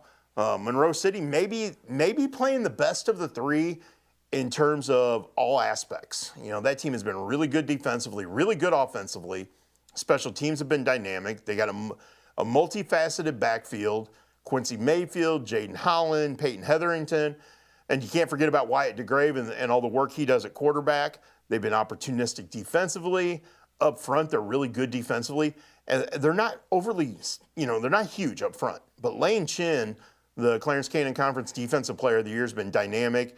Jaden Holland has been dynamite at defensive end. Again, I would not bet against Monroe City at any level, at any point in time the rest of this postseason. They're that good. And we've heard how good the Hannibal defense has been this year. Chris Dewar's talked about it multiple times. And with West Plains coming here on Friday night, I think the Pirates are in good shape. And to be honest, selfishly, I would love to see a Hannibal-Kearney state championship game, because I think it would be one heck of a battle. And Hannibal may have the best single player on the field in any game this postseason in tight end, defensive end Trey Hoskins. The dude's a manhandler, and it's fun to watch him play. So again, big games coming up this weekend. We'll have complete coverage of all of them at muddyriversports.com. We also got a ton of basketball going on. The Illinois girls basketball slate started tonight, actually. So we've got area teams in action tonight, starting the Macomb. The Macomb Bombers are playing host to a tournament this week. So that got kick-started tonight. You're going to have the Brown County Lady Hornet Classic kicking off this weekend. So that's going to be interesting. Quincy High School, with really high expectations, starts on Tuesday night at Jacksonville. I think our guy Chris Dewar, as long as he's feeling up for it, is going to head over to Jacksonville to bring you some highlights. And then we've got college basketball is already kind of in full force. Both John Wood teams have been playing games. Culver Stockton's been playing. Quincy University got started this past weekend. The women, as we talked about in hour number 1, started off 2-0 with victories over Cedarville and Ursuline College. And Ali Schwagmeyer-Belger's first season as head coach. They're at home this weekend. The Hanson Spear Classic taking place at Pepsi Arena. Missouri Southern takes on QU at 7 o'clock Friday night. Purdue Northwest takes on QU at 3 o'clock Saturday afternoon. So an opportunity to see the Hawks with a really good local base of talent. You got Katie Flynn from Brown County, Carly Peters from Camp Point Central, Reagan Reed from Illini West, Blair Eftink from Quincy Notre Dame, and the list kind of goes on and on. I think as Schwagmeyer-Belger said in hour number 1, 7 of their 17 players have local ties. So lots of interest in that program. Lots of interest in the QU men as well. Went 1-1 over the weekend. Beat Cedarville 89-80 on Friday night in the Midwest Region crossover at Pepsi Arena. Came back on Saturday against number 23 Findlay, and it went literally right down to the wire. 75-74 victory for Findlay. Quincy had opportunities in that final minute to take the lead, and sometimes the ball doesn't go in the basket, and that happens. But the way the Hawks played against a physical, fast, in-your-face, constantly team. Findlay presses basically start to finish. They rotate guys in and out like a hockey line almost. 5 guys in, 5 guys out. It's crazy to watch, but it's impressive as well. And we saw some really good things out of Quincy University men. 1-1 on the season. At home Wednesday night, taking on Hannibal LaGrange University, and then on the road next weekend, I believe for Saturday, Monday tilts. With the Thanksgiving week coming up, they play Missouri Western in St. Joe, Missouri on Saturday, and then go to Pittsburgh State in Pittsburgh, Kansas on Monday. And then the following Monday, December 1st, is when GLVC play starts for both the men and the women. Upper Iowa coming to town on that Monday. So Monday, December 1st, I will not be here. Chris Dewar, and I think we're going to get our guy Shane Holsey in here to co-host.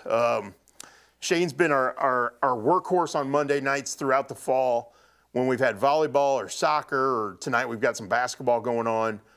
So he's been our guy out and about gathering stories and video on Monday nights when we're doing the show. But I think he's going to get in here on that December 1st Monday night show and help me out, since I'll be out at QU covering basketball that night.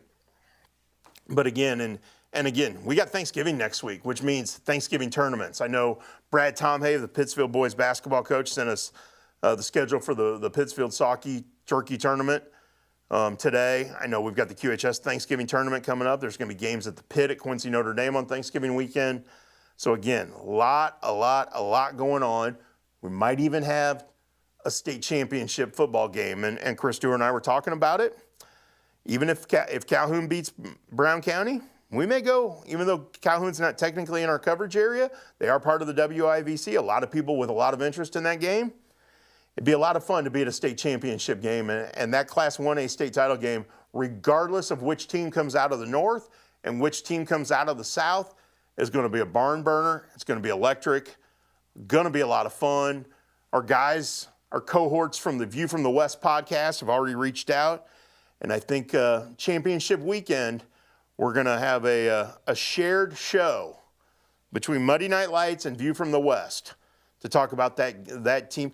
Who knows? I might even be able to get those guys, Mitch Stormer, Kyle Kampmeyer, Greg Armstrong. Wouldn't that be a fun shuck on a truck with those guys? So maybe we can make that happen Thanksgiving weekend at the state football championships. Could be a lot of fun. Still more to talk about. We'll recap everything that went on, get you looking ahead to what's happening the rest of the week. So stick around. We got one more segment coming up of Monday Night Lights, powered by Farm and Home Supply.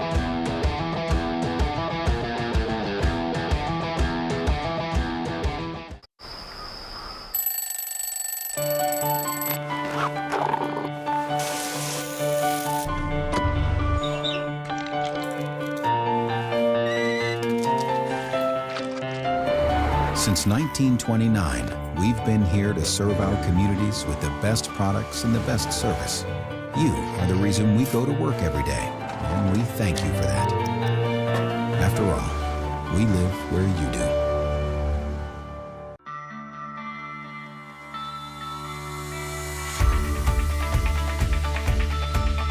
Area Distributors is a provider of products and services in the restaurant environment, the school environment, the factory environment, the office environment, and in healthcare settings. That's the value of Area Distributors, is that we help our customers out by providing them more product as one distributor. I can tell you, if you call us and have a need, you're going to get timely response. It's all about passion.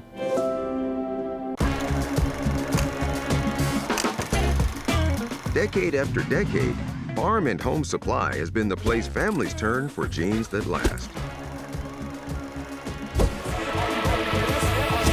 For style or for work, our jeans are made for every walk of life.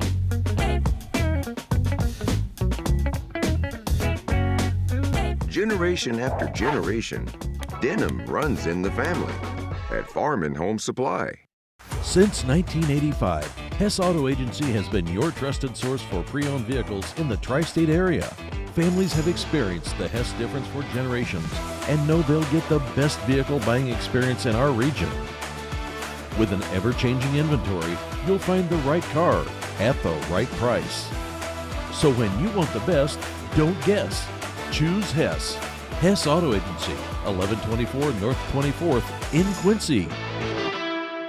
My philosophy in pediatrics is definitely prevention, early intervention, and advocacy. Being an advocate for my patients is one of the main reasons why I got into pediatrics in the first place. I like working close with families and being able to empower moms, especially first-time moms, or empower any caregiver. MDH Peds gives that family-centered care. My name is Leilani Segura, and I am a pediatrician at McDonough Districts Hospital.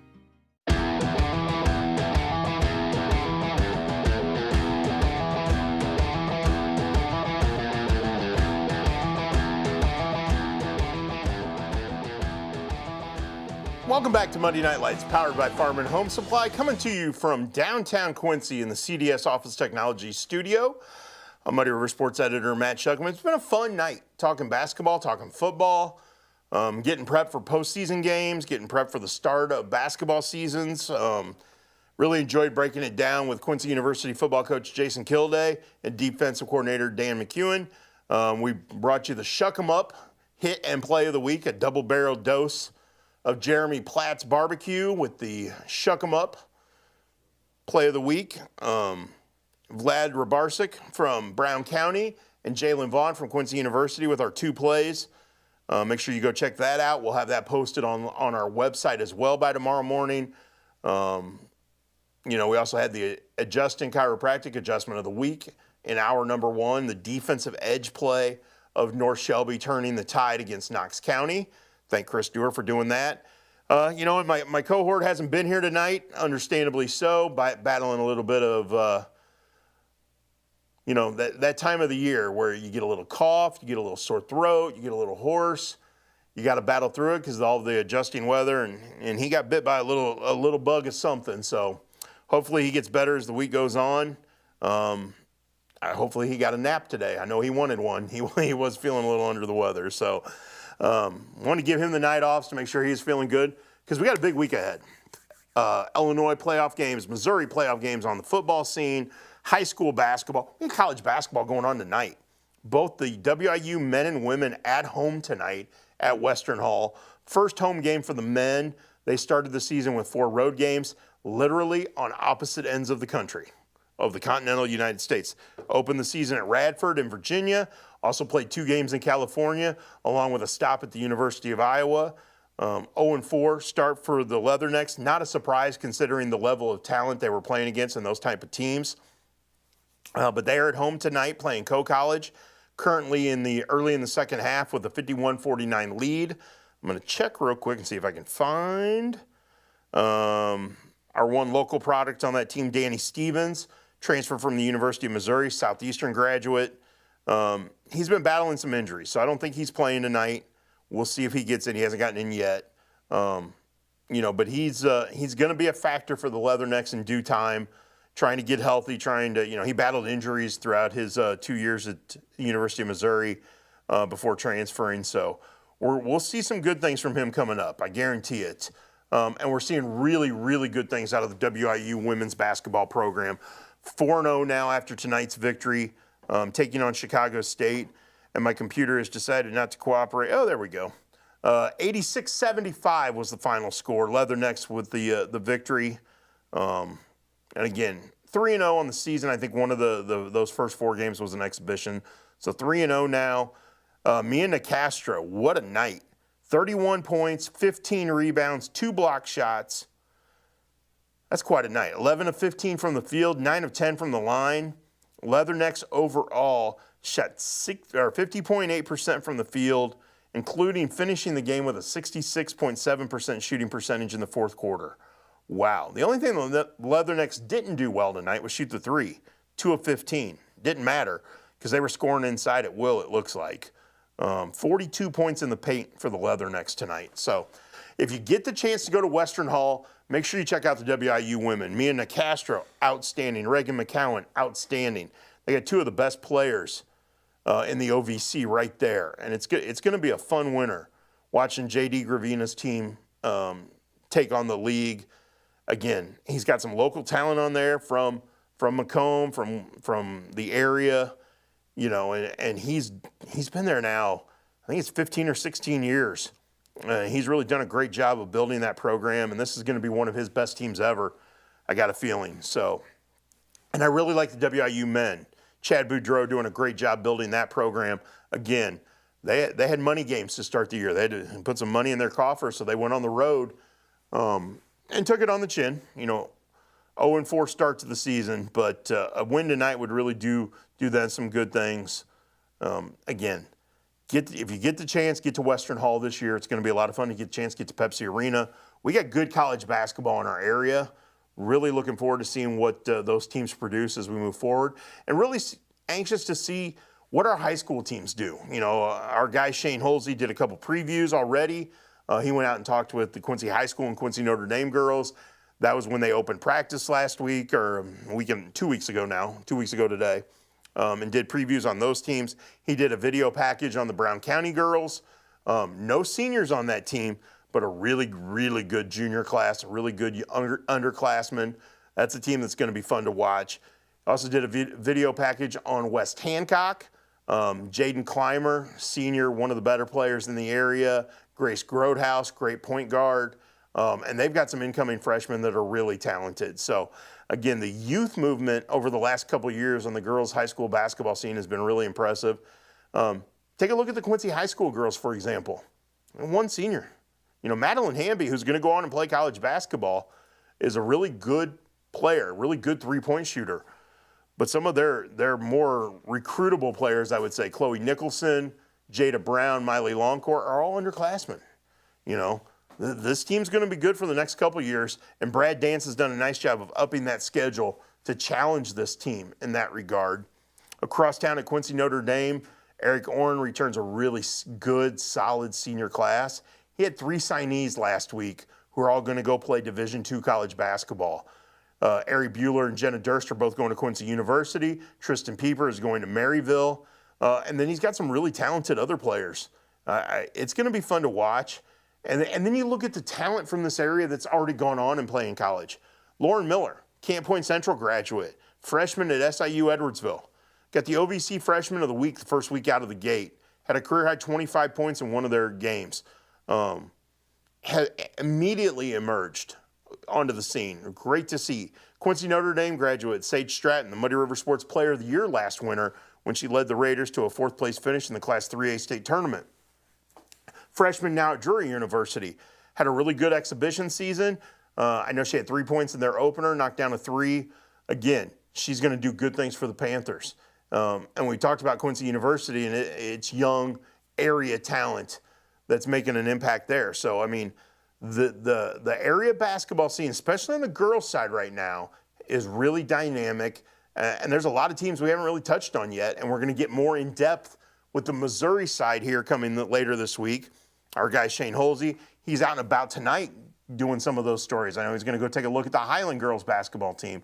Going to check out Monroe City this week. So it's going to be a lot of fun, and it's going to be interesting to see which teams develop. Who's going to be the best of the lot? We don't know. We don't have a clue right now. You know, going into football season, we had a pretty good idea of who was going to be good, and those teams ended up being pretty darn good.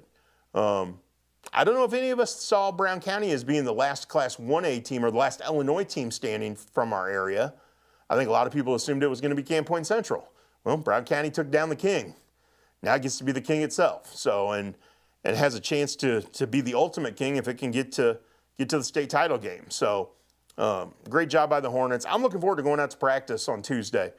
I'm going to put together a couple stories on the Hornets, going to break it down with Coach Tom Little, and get prepped for Saturday's game. We're going to have preview stuff on Monroe City, Hannibal, and North Shelby as the week goes on. You'll have Chris Dewar's Dewar-isms coming up on Thursday. A really special Classroom Champions brought to you by Dot Foods coming up on Wednesday. Chris Dewar introduces us to a Keokuk Paralympic swimmer, who's done incredible things for Keokuk, both in the pool and the classroom. And he got to spend some time with her this morning. So that story will be coming to you on Wednesday. Really looking forward to seeing that. And again, happy to have Keokuk in our coverage area. Keokuk Athletic Director Zach Summers, great guy, helping us facilitate that relationship, helping us get good stories out of Southeast Iowa. And there's a lot to look forward to on the basketball front from the Chiefs. When you look at a Kendra Boatman, star of the Keokuk girls basketball team, and Jackson Clark, maybe the most recruitable senior right now in our area. You can't teach 6'10". He's got the size and he's got the skill to go make some college coach really happy. So I know there was a thought that he was not going to be here this winter. He was going to go to Monteverde Academy down in Florida. That didn't work out. He's back at Keokuk. He's eligible. And when you see him go against West Hancock's Cooper Knowles, that's going to be a lot of fun.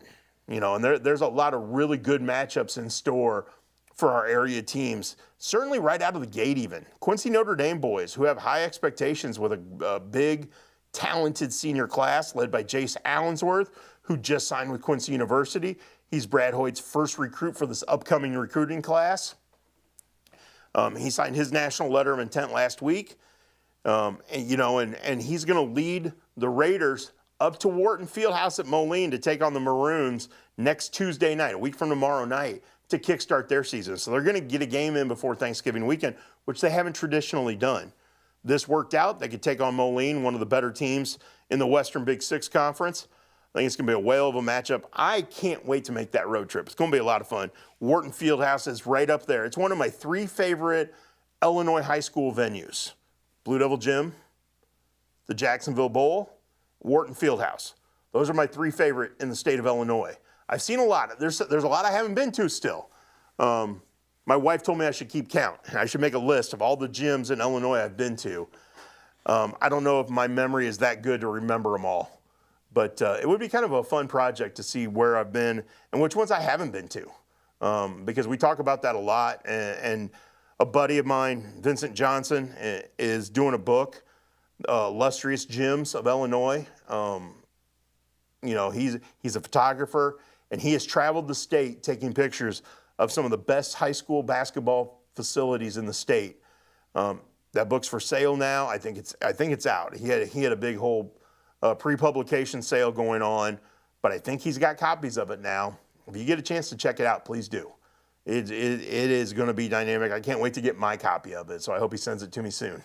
But again, high school basketball is so much fun in this state. So many great facilities, so many great coaches, so many great fan bases. It's no different than football. Football's got great facilities, great fan bases, and we're going to see 2 great fan bases meet on Saturday at Hardin, Calhoun, in Hardin, Illinois, where Calhoun takes on Brown County. Again, 1 o'clock kickoff Saturday afternoon, one of 3 playoff games we have in our coverage area. On Saturday, the other 2 are on the Missouri side, Monroe City taking on Mid-Buchanan. Also at 1 o'clock, that's at Langford Field in Titletown. North Shelby taking on Worth County, 1 o'clock in Shelbyville. On Friday night, we've got Hannibal taking on West Plains at 7 p.m. at Porter Stadium in America's hometown. We will have blanket coverage of all of those games, and we'll see. Do we have coverage coming up of a state championship game? Won't know until after Saturday when we see how everything plays out. And moving forward with the Missouri teams, since they're 1 week beyond Illinois as far as state championship games go. So a lot coming up. I want to thank all of our guests for joining us tonight. Really enjoyed our conversation with Aaron Elmore, the Calhoun coach. We're looking forward to chatting with him more on Saturday. And it's been a fun Monday night, even solo. I missed my sidekick. Hope he's back next week, healthy with a strong voice and ready to talk.